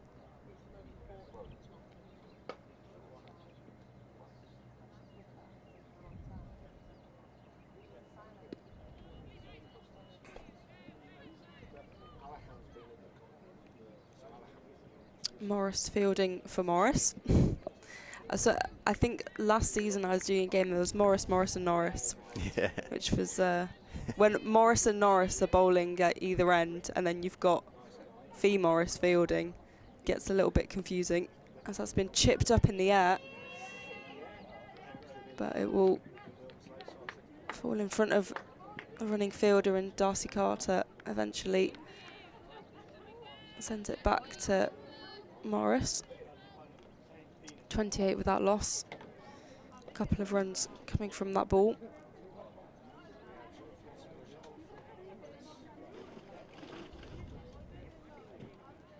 Wide.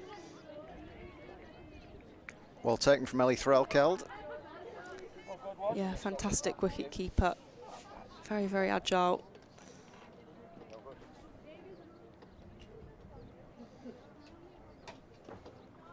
Satish, the UAE's wicket keeper, gets hold of that and it's cut off by Grace Johnson. But again, they'll run through for a few runs, get the score 31 without loss.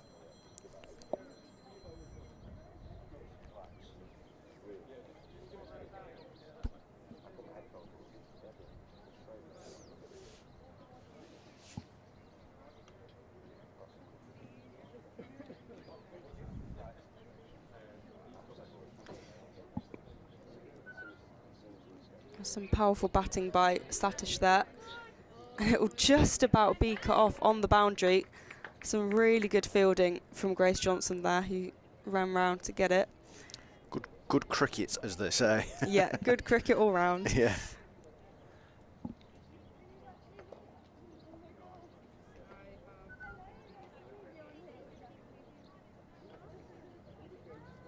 That's the thing is, from the UAE's point of view now, they can afford a couple of really quiet overs. If they end up 35 for none after 6, it's no real drama for them.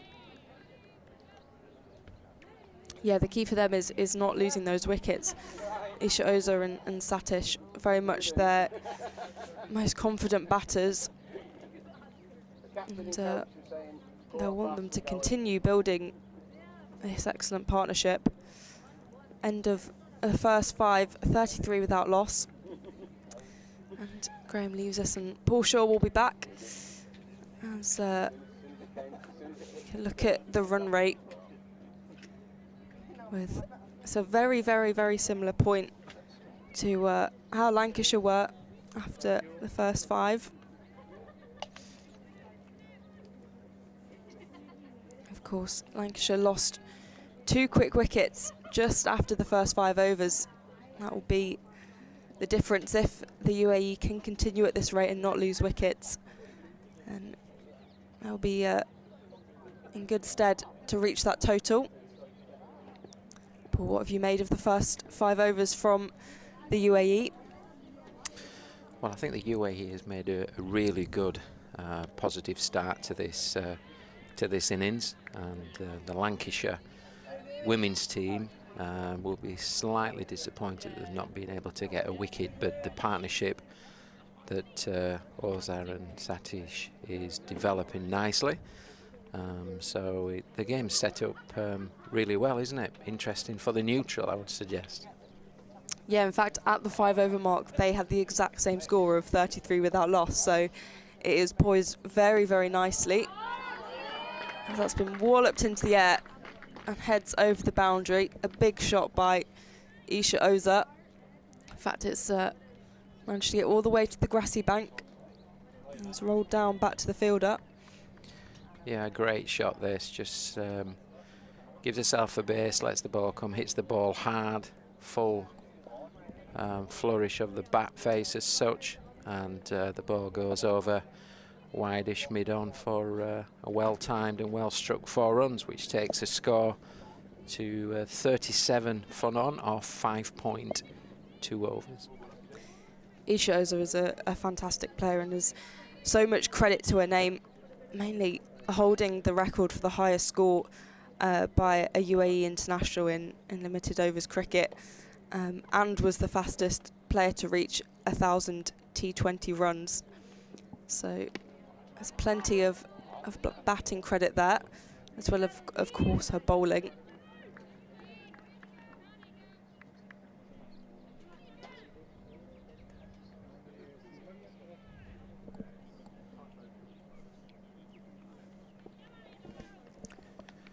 Quite an important spell here for Johnson. If she can just go hard into length with the odd variation, she might just find herself in the game. Just a bit full, I think. All the way to the boundary and over. Even with Elsa Lister in pursuit, it was just racing away. A really nice shot, plenty of power on it, and just carried it away. Yeah, another good shot, isn't it? Powerfully stroked down the ground, but just slightly over pitched from Grace Johnson, which allows the batter to strike the ball down the ground the way that she did. She takes the score to 41 for none, 5.4.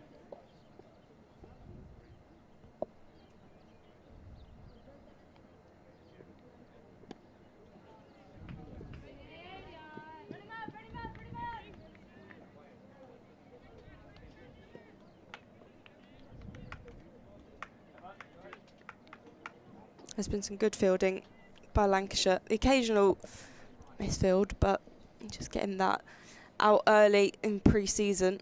But there's been some good work on the boundary. A couple of overs before Grace Johnson stopping a boundary.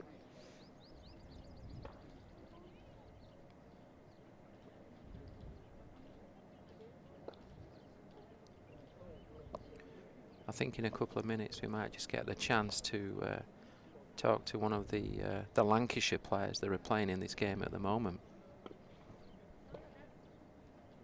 Johnson again, that just goes down the ground.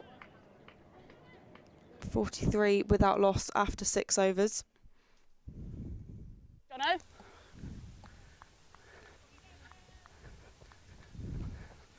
And that's the end of the power play, 43 for none off 6. And I believe we're being joined by Eve Jones. Jones, are you there, mate?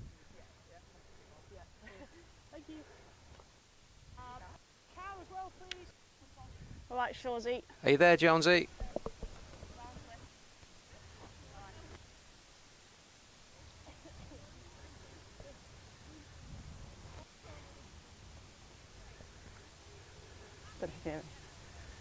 Yes, Lambo. Jonesy, Shawsy here. Can you hear me, mate?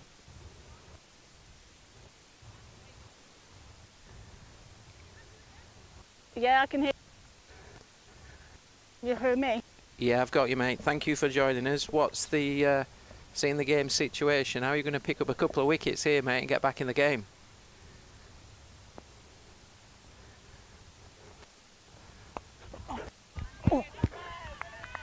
I think we've just got to try and keep the stumps in play a bit more. There's been a few hits across the line, so got to keep our lines nice. Excellent. And what's the pitch playing like, mate? It looks a decent pitch. Good.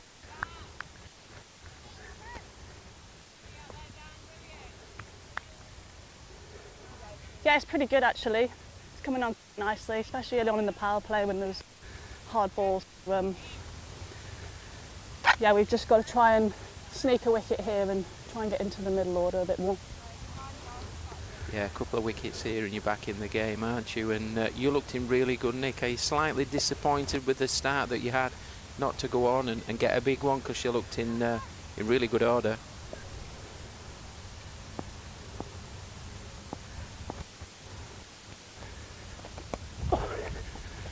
Get that! Sorry, I lost you.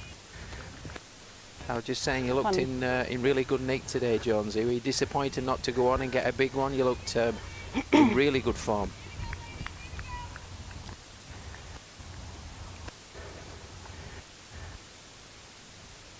early on. They probably fed my drive a little bit early on, but happy away really. So that was disappointing, like especially back end of the power play when we had such a good start. Yeah, you looked in really good nick, and well played today, and hopefully next Yes, time you Chesa! go on and score a few more, but you looked in good shape, mate, and I wish you all the best, and it might be that we come back to you a little later on in the game. Thanks for your time. We'll let you concentrate on the game and get those 2 wickets you need to get back in the game.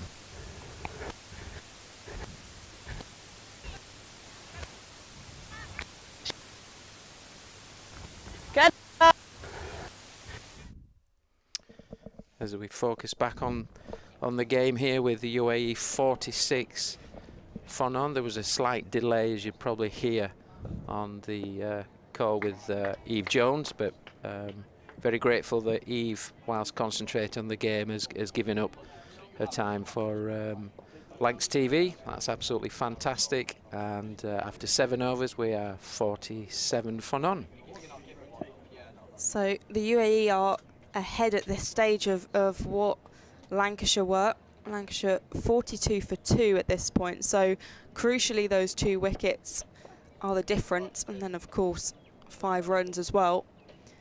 So the UAE are looking good, and Isha Oza and Satish with that partnership is proving vital for them. Oza just having a look round at all her options, as Sophie Morris has been instructed again to bowl.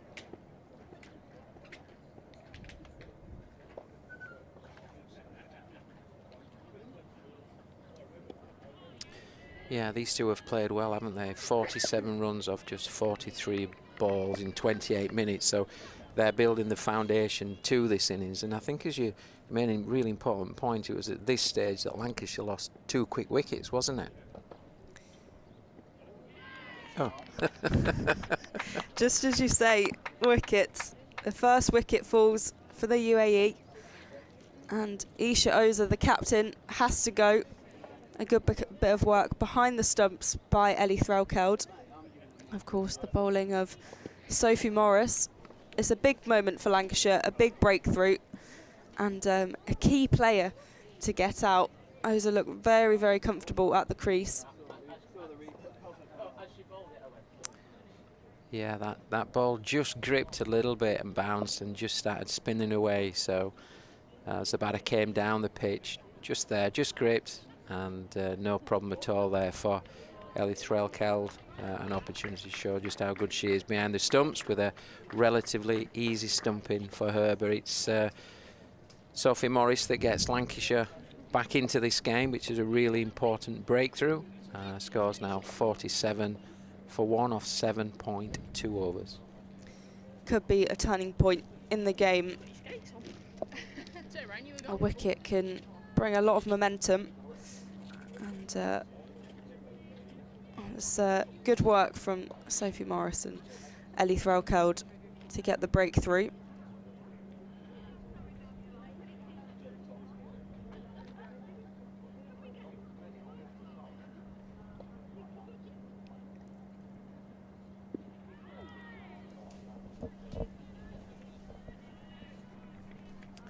Morris could end up with a couple of wickets here if she just keeps bowling really tight lines. Just looking how they are beginning to play. The batters of the UAE are beginning to play Morris. They're just slightly looking to go across the line here. If she bowls it straight, there might be an LBW option. It's defended. It's a difficult ball to play, as Renitha Rajith is the new batter. He's played for the UAE senior side for a couple of years, 43 matches, but of course still only 19, as many of these players are. It's very impressive. Just watching the angle of Morris round the wicket, angling the ball in, running the ball into stumps, looking at bowled and LBW.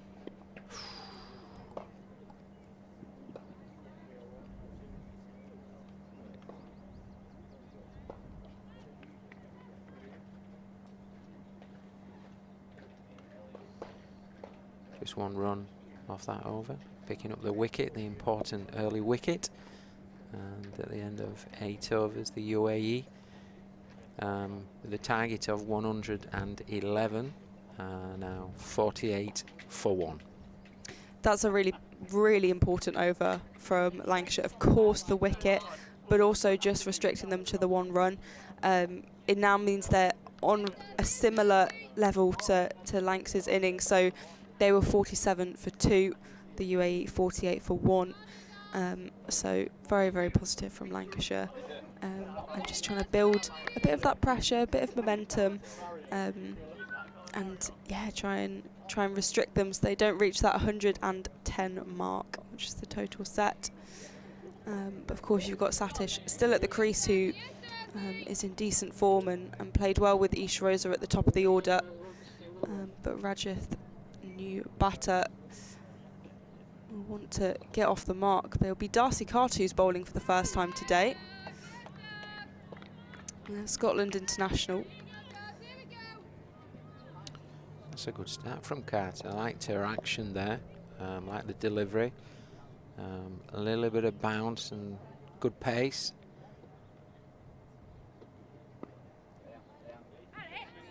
Got away with that one, didn't she?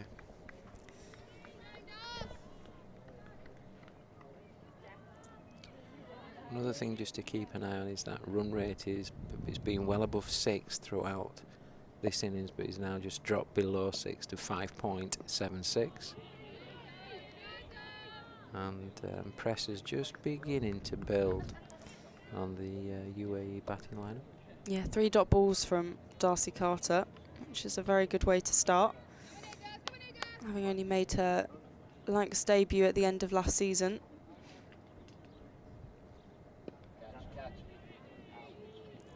Has plenty of experience though, playing for the South East Stars Academy, and then of course in the T20 World Cup for Scotland in the UAE not too long ago. Yeah, Darcy Carter certainly looks a good young player, good prospect, and I'm sure working with Stephen Parry, who takes responsibility for spin, one of the Lancashire women's assistant coaches, I'm sure will take Darcy under his wing and develop nicely.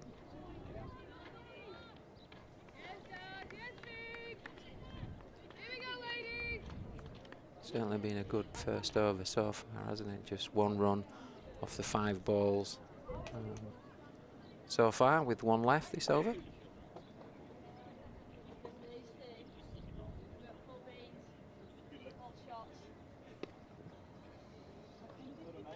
One's chipped up in the air, but it's put down by Eve Jones, who gets up straight away to chase it. It doesn't reach the boundary, so they prevent that. A wicket opportunity though, but 3 conceded from that over. So a good over from Darcy Carter. It's just one, to be fair, in Eve Jones's defence, you have the option of, do you go for it or do you hold back and prevent the boundary? She managed to prevent the boundary, but also go for it. And I guess that's the option the coaches will want her to go for. And if you can try and get that catch, but it's one that awkwardly bounces just before you. Yeah, for sure. The coaching staff and players and captain will always try and focus on the positive option or encourage the positive option. And she almost got there, didn't she? She showed good commitment and didn't quite make the catch as she'd have liked, but good effort. Crucially managed to recover as well. That's Sophie Morris is back bowling, and there's been a run out, so the second wicket falls, which is a good sign for Lancashire, really putting themselves back in the game.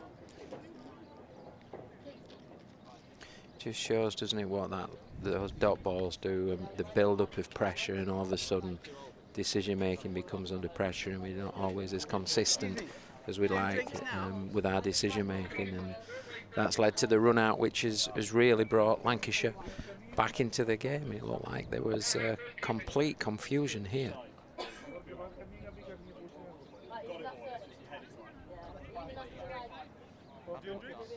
Yeah, drinks now? Complete confusion. Both batters at one end having a little conversation, weren't they? But neither of them looked very happy in that conversation. So, but I think it's working this out. I think it's Rajith that is has been dismissed. Sati, she's still at the crease on 18 and decided not to leave her ground at all, didn't she? So, yeah, the score's 51 for 2 off 9.1. It looks like they're taking the opportunity to take drinks on board. It's very, very hot conditions, and no doubt rehydration is 100% required on a day like today.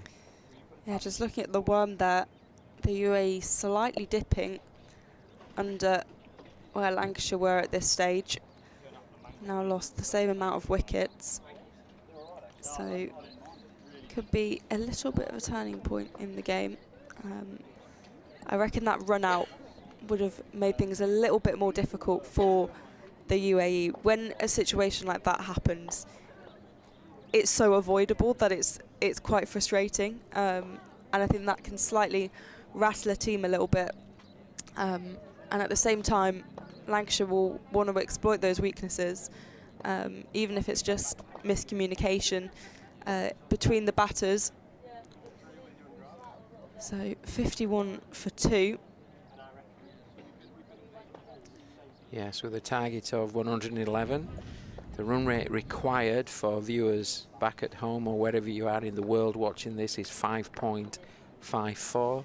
Current run rate is 5.56, but in the last couple of overs we've seen the run rate just gradually come down with the increase as such in wickets and momentum shift. So momentum was firmly with the UAE at the start of this innings, and now Lancashire have got themselves back in the game with the foot in their door, so to speak, and I think it's pretty balanced now, and I would suggest Lancashire have got a really good chance of winning this game from here if they keep things really, really tight with the ball, keep things wicket to wicket, ball tight lines and bring in LBW on board, and field as well as they possibly can in the ring.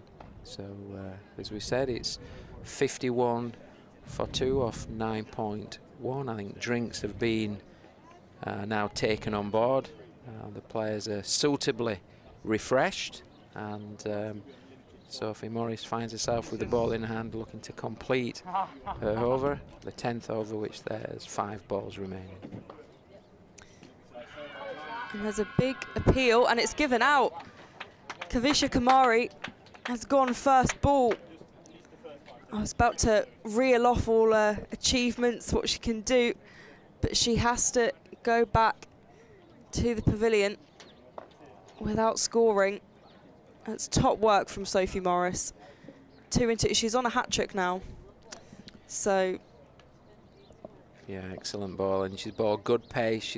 That's the length and line that we were talking about, into middle and leg, hitting the knee roll, and it brings, as we said, all dismissals into play. So it's hit her on the pad, and she's been deemed LBW, and that brings Lancashire's 3rd wicket. And as you rightly say, Sophie Morris is on a hat-trick. She's now got 2 for 13 off 3.2. Can she make it 3 for 13 off 3.3?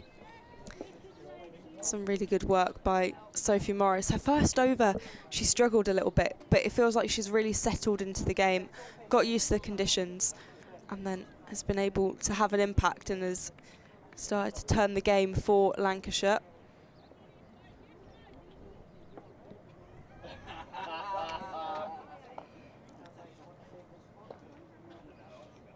Dana Darker, the new batter at the crease,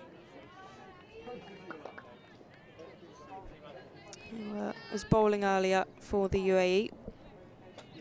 I believe she's a twin as well, and grew up playing cricket with her sister. I think her sister has pursued a different career now. As that one's flicked towards Elsa Lister. I think that may have been a run-out opportunity. Yeah, there was some hands on heads. 52 for 3. as we approach the halfway mark.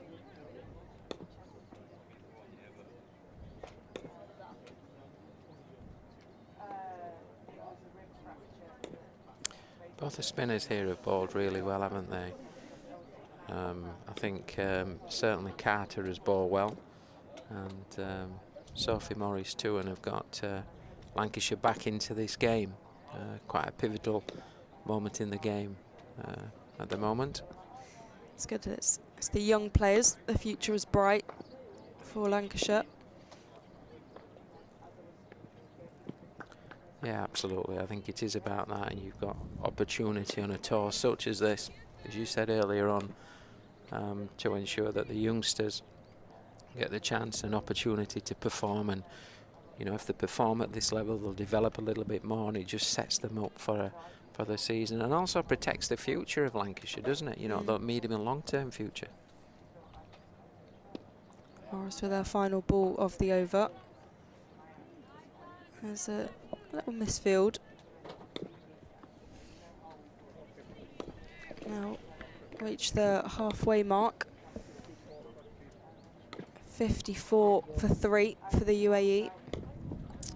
Ali Threlkeld and the coaching team will be just slightly disappointed with that last ball, because Hannah Rainey let that one through, and it just takes a little bit of pressure off. It's only 1 run, I accept that, but it enables them to rotate strike and just slow down the heartbeat of that batting unit, because every time the scoreboard is ticking over, it gives an opportunity to get 1 step closer to that total. So they'll be slightly disappointed with that, as Hannah Rainey will be, but at this stage of the game, the UAE require 57 runs to win off just 60 balls, but they do have 7 wickets in hand. The score at the moment is 54 for 3, and Emma Lamb finds herself with a ball in her hand, the off-spinning bowler, that will be looking to see if she can pick out another couple of wickets of the UAE team. I'm being joined in just a moment by Graham. Graham's on his way back. I've heard he's had a wonderful brunch this morning. It's only 8:30 and he's been for brunch. I'm not sure what's happened, but he was up around 3 o'clock this morning, I'm hastened to add. Welcome back, Graham. You're struggling with those wires for a second. Never mind brunch. Yeah, a bit early for brunch. How are you viewing this game? You've been in there having a bite to eat and a nice cup of coffee, watching the screen. What do you make of it? Well, Lancashire have got a foothold, haven't they? You know, I said to Polly earlier on, can they win the game without bowling the UAE out? And she said it was about kind of limiting the run scoring, taking a few wickets here and there, and that's exactly what they've done. The nerves will be increasing in the home camp.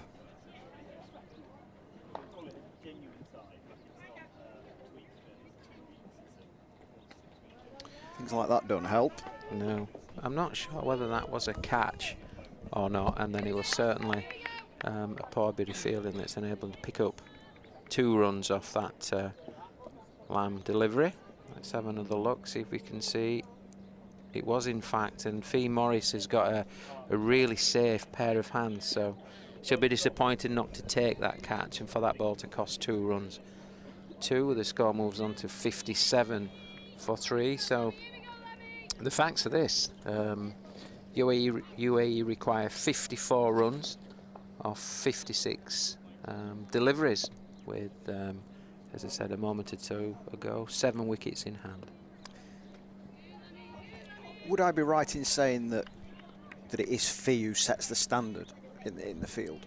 Is she the one who really drives the team in that sense? Because she's, I think it's an area that interests her, isn't it? Outside of the boundary rope as well. She's got her own kind of fielding business, hasn't she, where injury prevention and throwing techniques and all that kind of stuff. It's called the Throwing Academy, is that right? I think it is, yeah, the Throwing Academy. Yeah, I think that's a good point. I think she's a very good fielder. She's got a good arm, good pair of hands, dives around in the field and is committed in the field and does set the standard. I mean, the fielding unit as a whole has progressed over the last 3 or 4 years, but certainly you would say that she'd be the lead fielder in that team, and can field in many different positions. Sometimes you'll see her in the longer format of the game at slip, you might see her at gully, you might see her at mid-wicket. I know she does prefer to be out, probably deep mid-wicket, which is still a big catching area in the women's game, and run-saving option. So she does set the standard. She's a good fielder, so she'll be slightly disappointed with that catch that she put down, but she'll still be looking to make an impact in this game as we go into we're 11 overs in now, aren't we? So there's 9 overs left. Yeah, you can't take everyone, can you? In the field, there are always going to be errors here and there. It's just the nature of the beast. Yeah, 100%. As you can see, as it's more or less a runner ball now, the UAE batters will look to put more and more pressure on this inner ring. So I would expect some tight calls from run-outs perspective. But if the Lancashire inner ring fielders can be on their toes and you'd be really switched on and eager in there, I think you could pick up a couple of run-outs in situations like this as pressure just begins to build.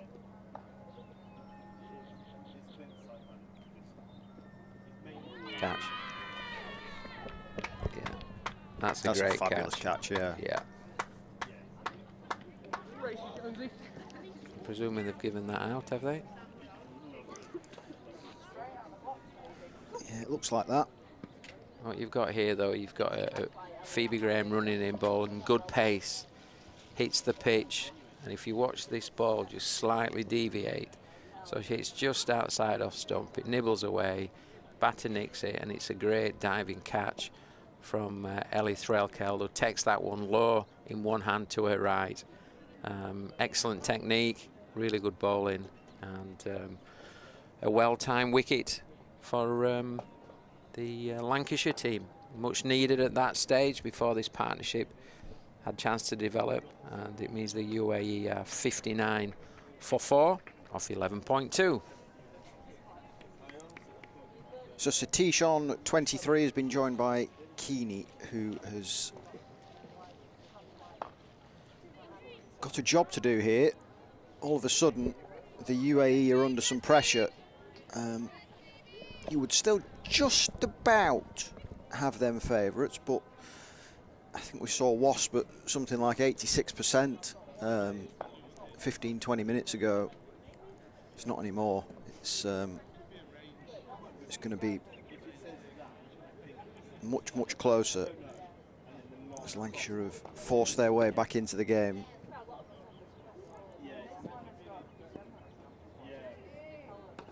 That's clipped away nicely, isn't it? Can it for 1 run?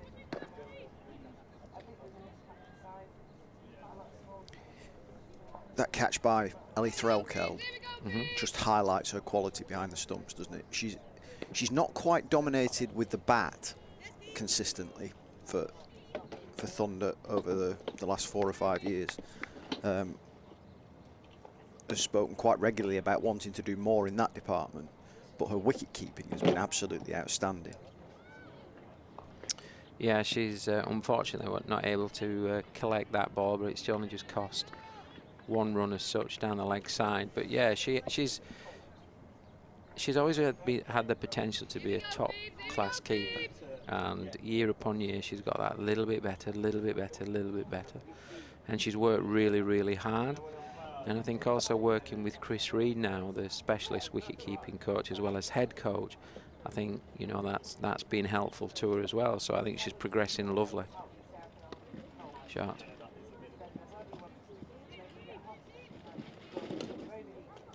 This is where the fielding unit now of the Lancashire team need to be really switched on to generate run-outs, etc. She's been very lucky, Ellie Threlkeld, in the sense that she's had 2 wicket keepers as head coaches in the last few years. The man sat next to me, Paul Shaw, and now Chris Reed.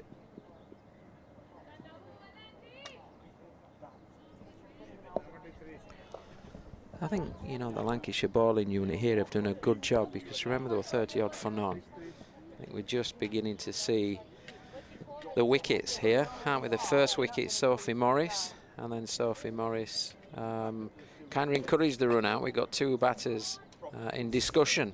I can't even say mid-wicket, they're at one end.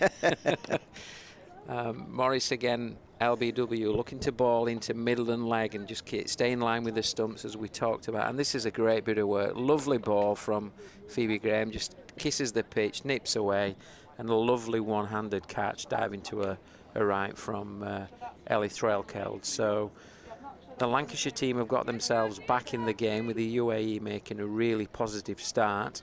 The score's 63 for 4 with just 8 overs remaining, and it's set up nicely. The run out was very much a case of yes, no, sorry. It's one of them when you finish the game and you're both in the dressing room, and then you just look at each other and just put your head in your hand and move on quickly, I think. And I suspect there'll be a few around the traps who won't move on quickly. Without doubt. So if the UAE if they can just knock it about, put the bad ball away, look to put pressure on Lancashire, then they give themselves the best chance of winning this game. But again, you get closer to the win. Lancashire ball wicket to wicket, keep things really tight in the field. All of a sudden the pressure then goes back onto UAE. It's a funny game, isn't it? Yeah. It's like a pendulum. And I think the pendulum is bang in the middle at 50-50 at the moment. I wonder which way it's going to swing next.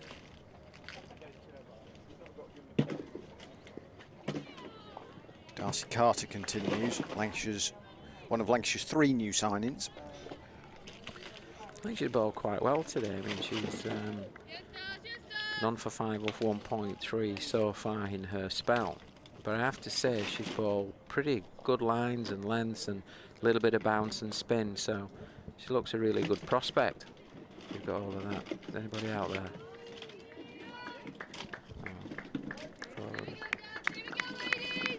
Yeah, I got the first impression it was 4 as Carter just wandered back to her mark with her head bowed. About there. Just about there, yeah.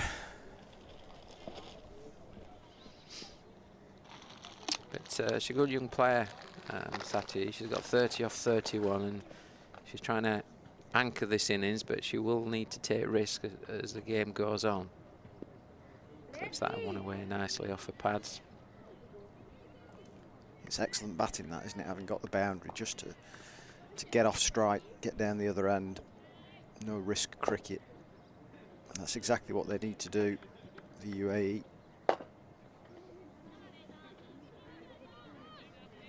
So Lancashire's 3 new signings: Darcy Carter, Eve Jones, both of whom are playing in this game. Added to Grace Potts, the seamer from the Central Sparks, who's currently with the England A squad in Australia, or on her way to Australia. They've got a tour over the next few weeks. That concludes just before the start of the new county season. Kind of like midway through next month, about the 18th, something like that, I think things start.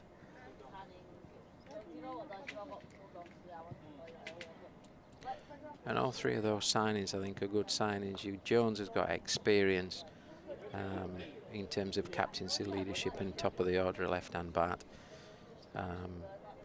We can see that Carter's already got lots of potential as an off-spin bowler.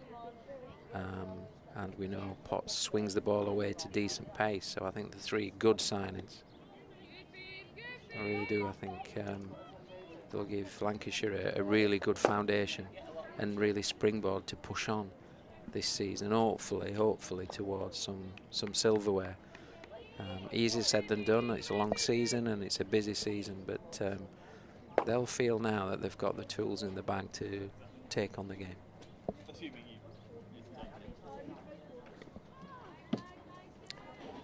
There were two opportunities for trophies in the regional era, the Rachel Hayhoe Flint and the Charlotte Edwards T20 Cup.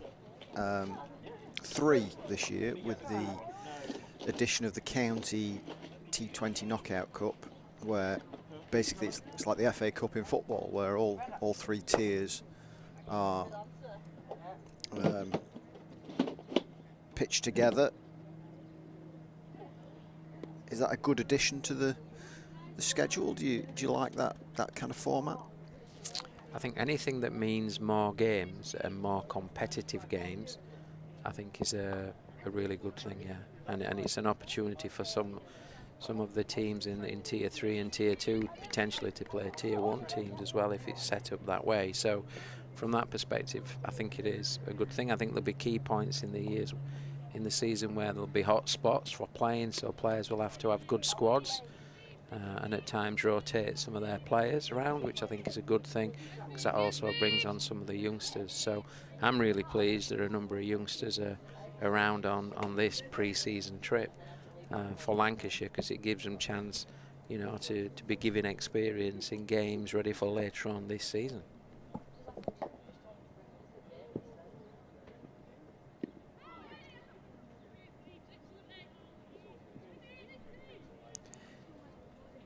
It's quite interesting, isn't it, that when you look at the schedules for Tier 1 and Tier 2, in Tier 2 cricket, where your home county, Yorkshire, they've only got half the number of games that Tier 1 teams have. So they're going to have to fill their schedule with more friendlies than say Lancashire would play.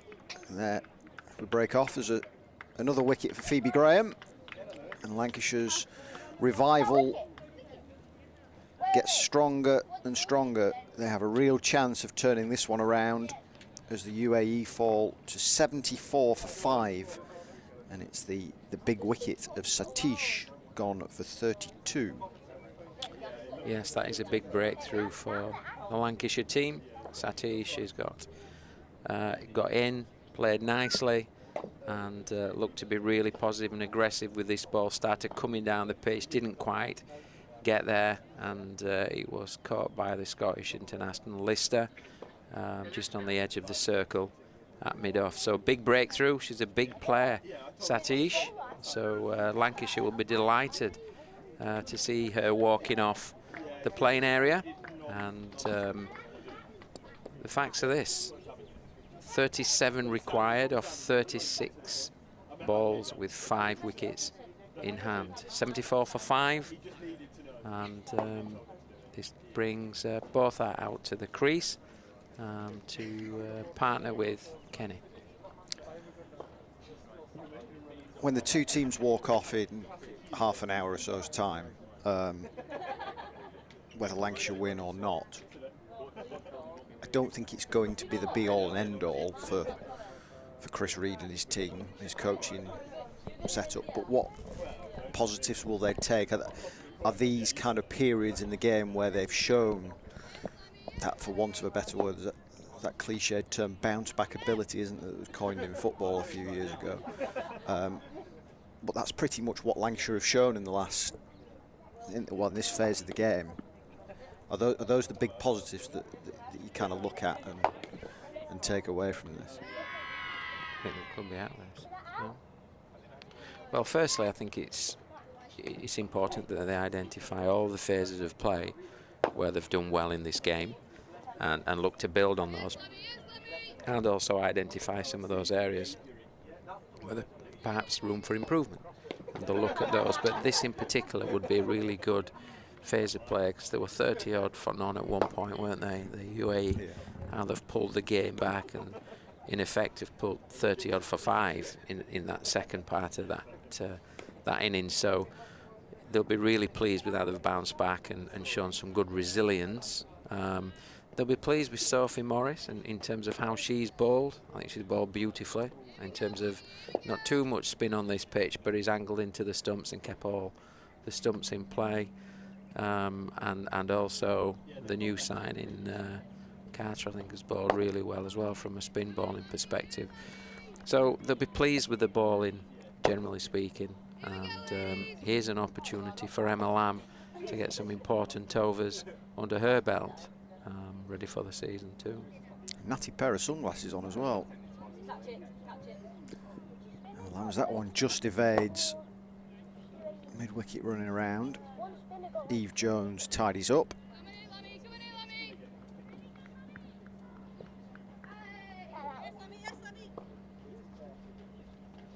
Yeah, they're like ski goggles, aren't they?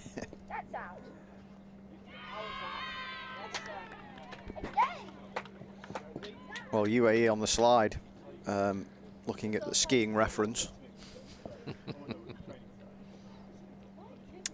Yeah, for sure. That's another wicket for Lancashire. Lamb picking up her first wicket.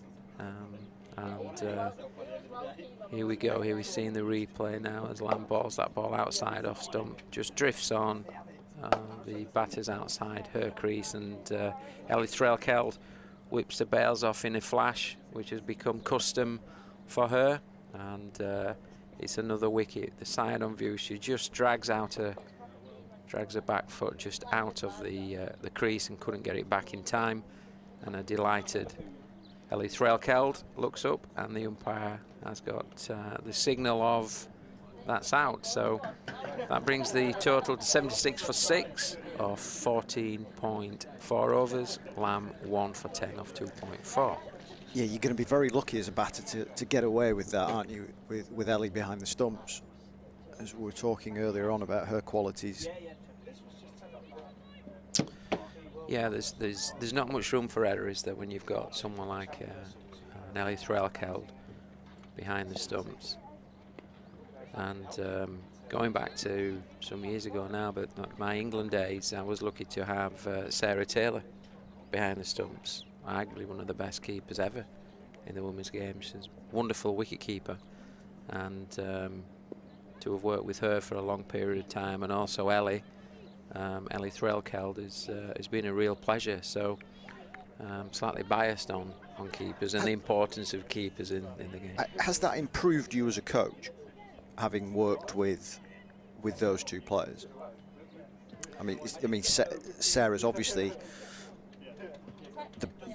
probably the best, one of the best keepers of all time, if not the best. And Ellie's, very, very good. It's certainly both players are very different characters. So I've used different styles to work with those players. Both have different personalities, different characters, different learning styles. So I would adapt and flex my delivery style or my coaching approach to that player. Both players, Ellie and Sarah, back in the day, both quality keepers, but have got very, very different techniques. So I would flex my style to suit their techniques and keep refining the technique that they have and make any appropriate changes. So you have to flex and adapt depending on the player in front of you. So from that perspective, I will have developed as a coach for sure.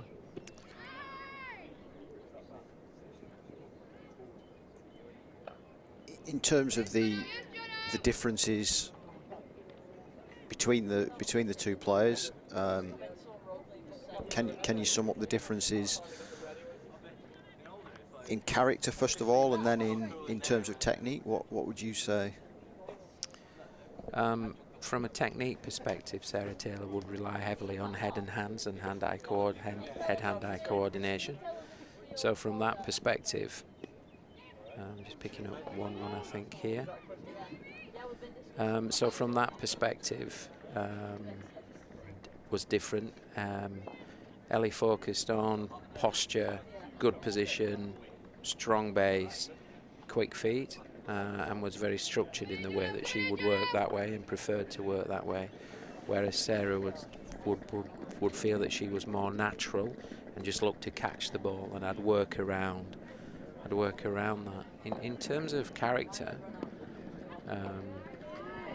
Ellie would be pretty structured and detailed, and have a really, really, really strong work ethic. Sarah Taylor would have a strong work ethic, but would be flexible and adaptable, and perhaps wouldn't be as structured. So for me to get the best out of both those players, I did have to adapt my coaching style, really. And then, of course, there's Seren Smale coming through as well as a good young keeper who's different again. You know, there's no suit fits all. There's different styles with everybody in any team.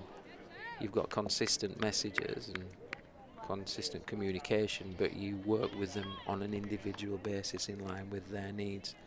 And they're really their map of the world, their personality, their attitude, their belief systems, their values, and how they view the world.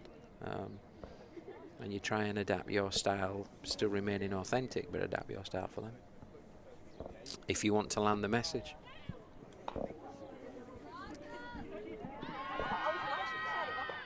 Appeal for a run out. And it's not been given, but congratulations for the effort and the work put in by Darcy Carter there.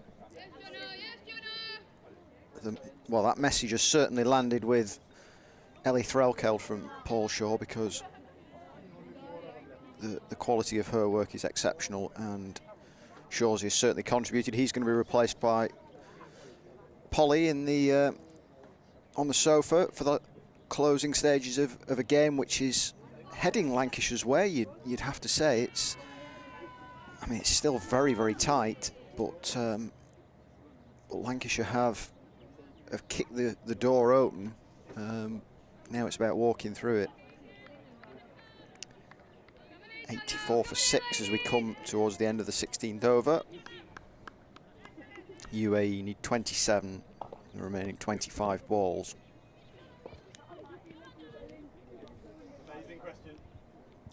It's looking like it will end up potentially being a close one, but Lancashire really pressing forward here.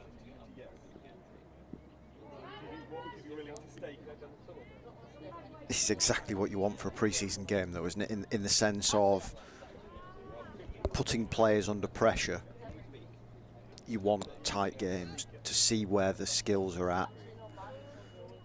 Yeah, definitely, and it is a pressure situation, but there's also nothing at stake, really. So it's a great opportunity pre-season to experience those scenarios and think, okay, well, say this was in a final of a competition or a really important game to get us to finals day, that sort of thing. It's great preparation, and also to deal with all the extra things of like the heat and stuff. Obviously that probably won't be a problem here in Manchester, but hang on a minute, whoa, just hold there a minute. It's glorious in Manchester. Look at it outside now. It's lovely. I can't imagine it's the same sort of temperatures as out in Dubai, but yeah, no, it's a great scenario for them to practice and try and get a win, as even though they didn't have the best batting performance, to kind of back it up with the ball.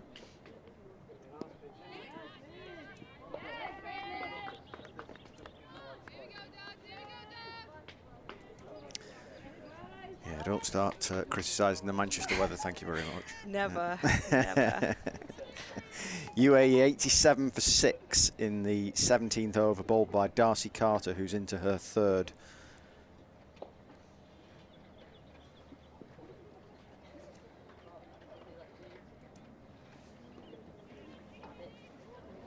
A bit of hesitation.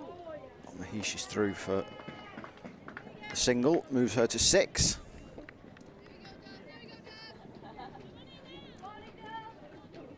The UAE hit, I just need to keep it steady. I think they'll have an eye on the fact they're 6 wickets down, and they don't need to get many boundaries or anything like that. They can keep it pretty steady. It's almost runnable.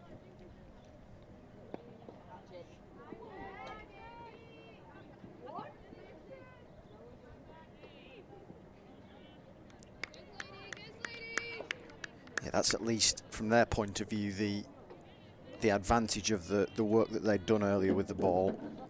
They'd got themselves into a position where there was margin for error.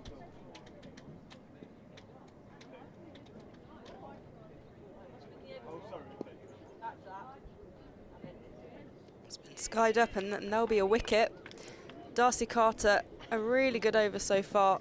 just been the singles from it, and then the wicket, Fee Morris taking the catch. Yeah, she put one down earlier on, didn't she, Fee? But as a toned, and you'd have to say that probably Lancashire are marginal favourites now. Yeah, they'll be looking to bowl them out now. There's only 3 wickets remaining, and the job will just become a bit more difficult for the UAE. 1 wicket less.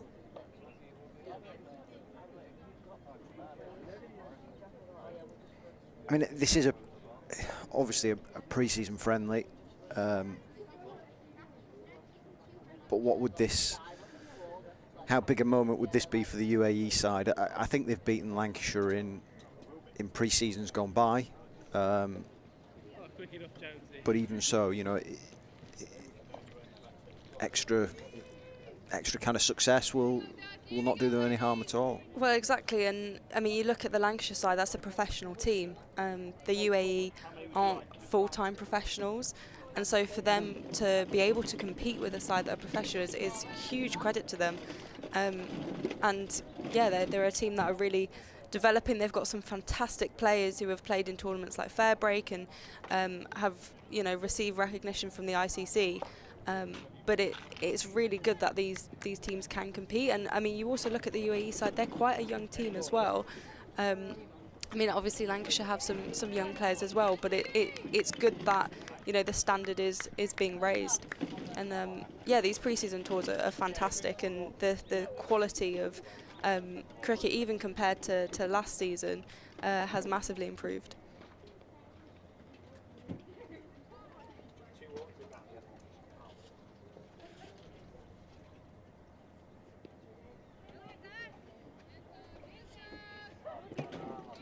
The pressure's on for the hosts.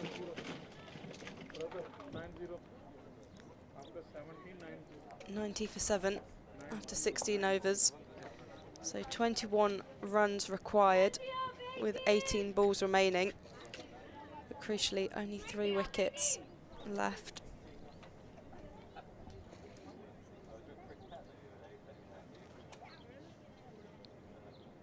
It looks like it will be Lam.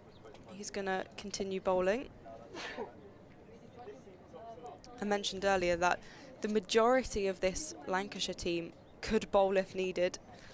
I'm not sure when the last time Eve Jones bowled in domestic cricket, but she has done quite a few times. But I'd say it's probably just Ellie Threlkeld, Danny Collins and Elsa Lister that don't bowl. Obviously 2 of them being wicket keepers. So it's a good side for bowling depth.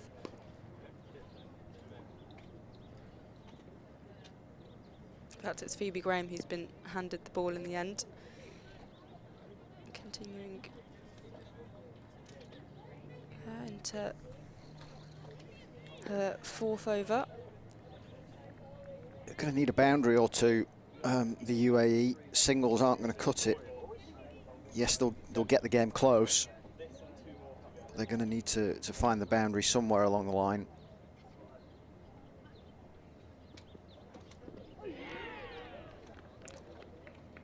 And Graham strikes again.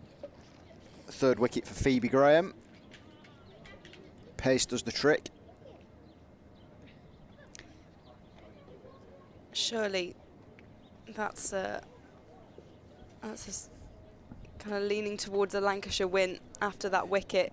It was already going to be a little bit more of a difficult job with the pace that the UAE were batting at, but another wicket and Lancashire will be hungry to bowl them out.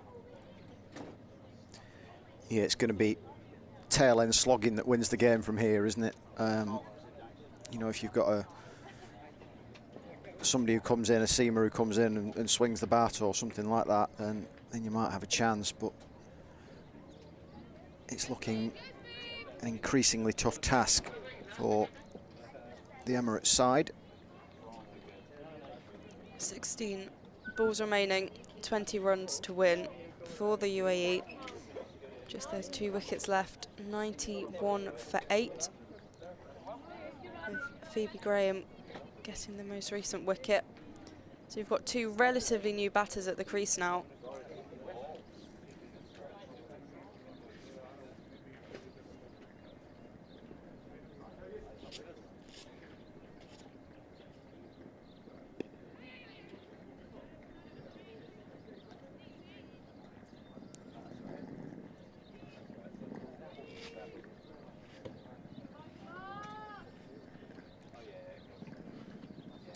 Lancashire will be delighted with this comeback. There's no doubt about that. Yes, there's been issues that they will look to iron out with the bat, but the real positive is the comeback here, and that's going to be out as well. That's a run out. Emma Lamb with the throw to the bowler's end. There's been some really positive fielding to date. It's another run out for Lancashire, and I think that's been a real strength of theirs, and just piling that pressure on has been fruitful for them. So 1 wicket remaining. It's looking heavily in Lancashire's favour now. Yeah, it's going to take something special, isn't it, to win it from here? Be a remarkable turnaround. As it's Katie Thompson who comes to the crease. I imagine she's probably played against a couple of these players before.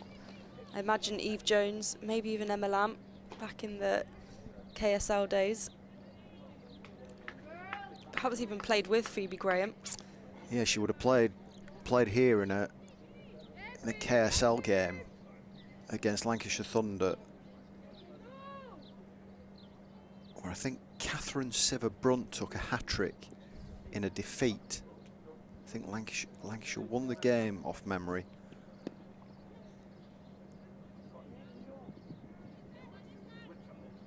But Siver-Brunt took a hat-trick. She was just Brunt back in those days, 2016, I think it would have been. It was one of those I remember covering the game and writing it. It's one of those where you've written the game, you're just ready to press send, and then somebody goes and takes a hat trick that didn't impact the result or anything like that. You know, it was still game over in that sense. But one of the major storylines emerged right when you didn't want it to. Yeah. Been there many a time. The dreaded rewrite.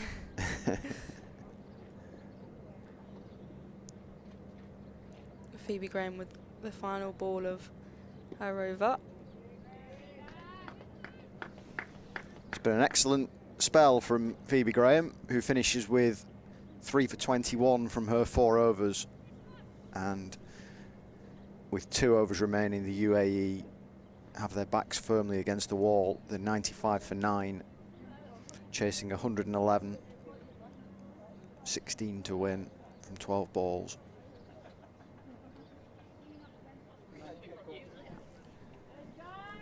What are you going with, seam or spin from here?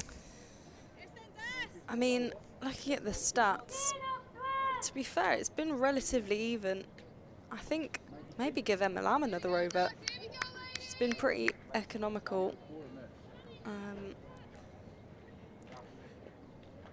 Yeah, it'll be interesting to see whether she follows Darcy Carter. It's going to be spin from the tall Scot.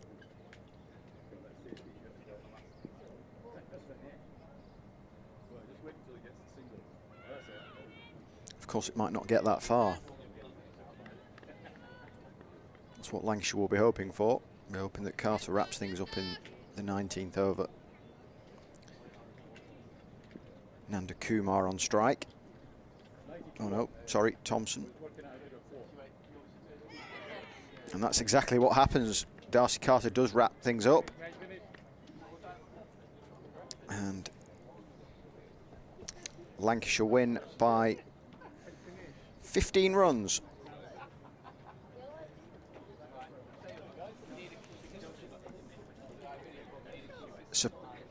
pretty good win for Lancashire in the end. Yeah, a really good recovery from Lancashire. Of course, their batting performance perhaps below par and below their own standards, but they really recovered with the ball. Of course, at first it was looking a little bit difficult for Lancashire. The UAE got off to a good start and matched Lancashire's score, but it was the difference of the wickets, and around the halfway mark where they lost the 2 wickets in the over, with Sophie Morris being absolutely fantastic there, that really made the difference, and they kind of lost momentum, lost wickets, and then those few wickets at the end, of course, Darcy Carter just finishing it off. A fantastic display from Lancashire and encouraging signs ahead of what is going to be a very, very busy season. Yeah, not a flawless performance, but a very encouraging one, as you say. 15-run win against the UAE side, who gave them a fright. There's no doubt about that. Limiting them to 110 with the bat, and it took a superb bowling and fielding display to turn the game around. It was, you know, as you say, Sophie Morris contributed. There we see Chris Reed, Lancashire's coach. He'll be delighted with that comeback. But yeah, the likes of Morris and Carter performed with the ball, and Ellie Threlkeld was excellent behind the stumps. Good fielding. I'm sure Chris Reed is just saying to the UAE coaching staff, well played. Plenty of positives from their point of view. But all in all, that's a fantastic game of pre-season cricket. Yeah, definitely. And I think although the batting wasn't top form, and obviously there's a lot to work on there, I think the fact they were able to have a comeback and were also challenged, I think it's really important that they're challenged pre-season. And you know, if they went and thrashed all their opposition pre-season, okay, that's great, but it doesn't prepare them for probably realistically the opposition that they'd match in the domestic stuff back in England. So actually the fact they've been challenged, I think, is really good, and it means they've really been stretched batting and bowling. I thought bowling was really good. You can see that Sophie Morris, her 2 wickets, Phoebe Graham picked up 3, and Darcy Carter got 2, as well as Emma Lamb, who got the 1 and also bowled very economically. So really encouraging signs ahead of the season. Lancashire winning by 15 runs. Yeah, when you looked at the scorecard there, the UAE scorecard, there was just 2 significant scores at the top, and then no single-figure score, no double-figure scores after that, and that was the story of it from the UAE's point of view. They just fell apart in the face of pressure from Lancashire with the ball and in the field. So yeah, we've got some Thunder wickets on the way from the Dubai Sevens ground, where Lancashire's men will be in action in the next hour or so. They take on the UAE men as well. So here we see unfortunately from the UAE point of view, falling apart really after a solid start. Sophie Morris, Phoebe Graham, there's a run out, stumpings, everything from Lancashire was good in this sense of their performance. As we mentioned, Sophie Morris was fantastic, but then you also had Phoebe Graham, who performed really well and just kind of trapped some of those players, as we can see here, just tempting them to play those bigger shots. And then, of course, Emma Lamb coming in. Ellie Threlkeld always good behind the stumps. Those were arguably the 2 moments of the game, weren't they? The stumping and the one-handed catch off Graham from Threlkeld. They were fantastic. Full and straight does the trick for Phoebe Graham.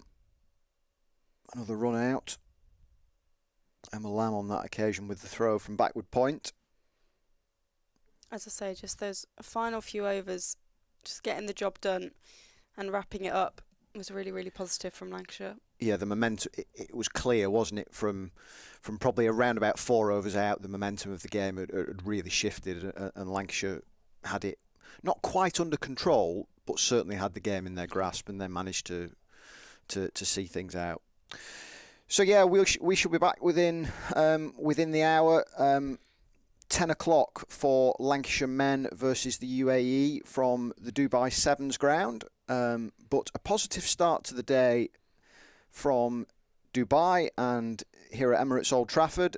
The Lancashire women have beaten the UAE by 15 runs in today's first friendly. So we shall catch you, say, within the hour for the Lancashire men.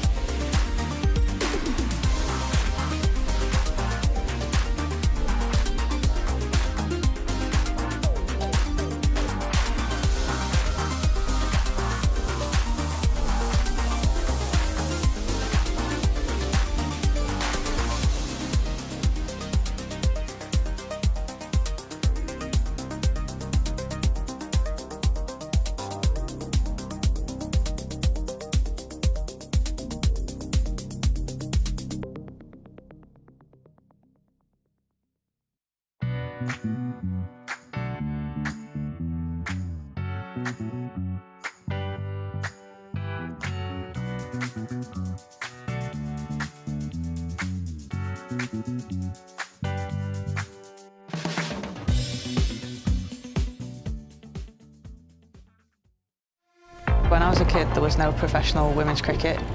I didn't even think that women could be professional sports people. Especially early on, it just didn't really seem like there was a career in it. To support myself around cricket, I had to work at the petrol garage. I was the only girl, so I stood out. I'd love for young girls to be able to dream about being an athlete and it to be achievable. Thanks to the Hilton funding my contract, it's allowed me to play the game that I love all day, every day. We're like an engine and we need to be fueled with the right gas. Without funding, we can't be visible. You can't be what you can't see. As a team, it feels like we're breaking boundaries. Thunder and Lancashire always want to put women's cricket at the forefront, and now I think that's really shining through. It's mad to think that without the Hilton funding, like, we wouldn't be playing cricket every day, training. Well, we could be, but we wouldn't have any money. We wouldn't, yeah, true.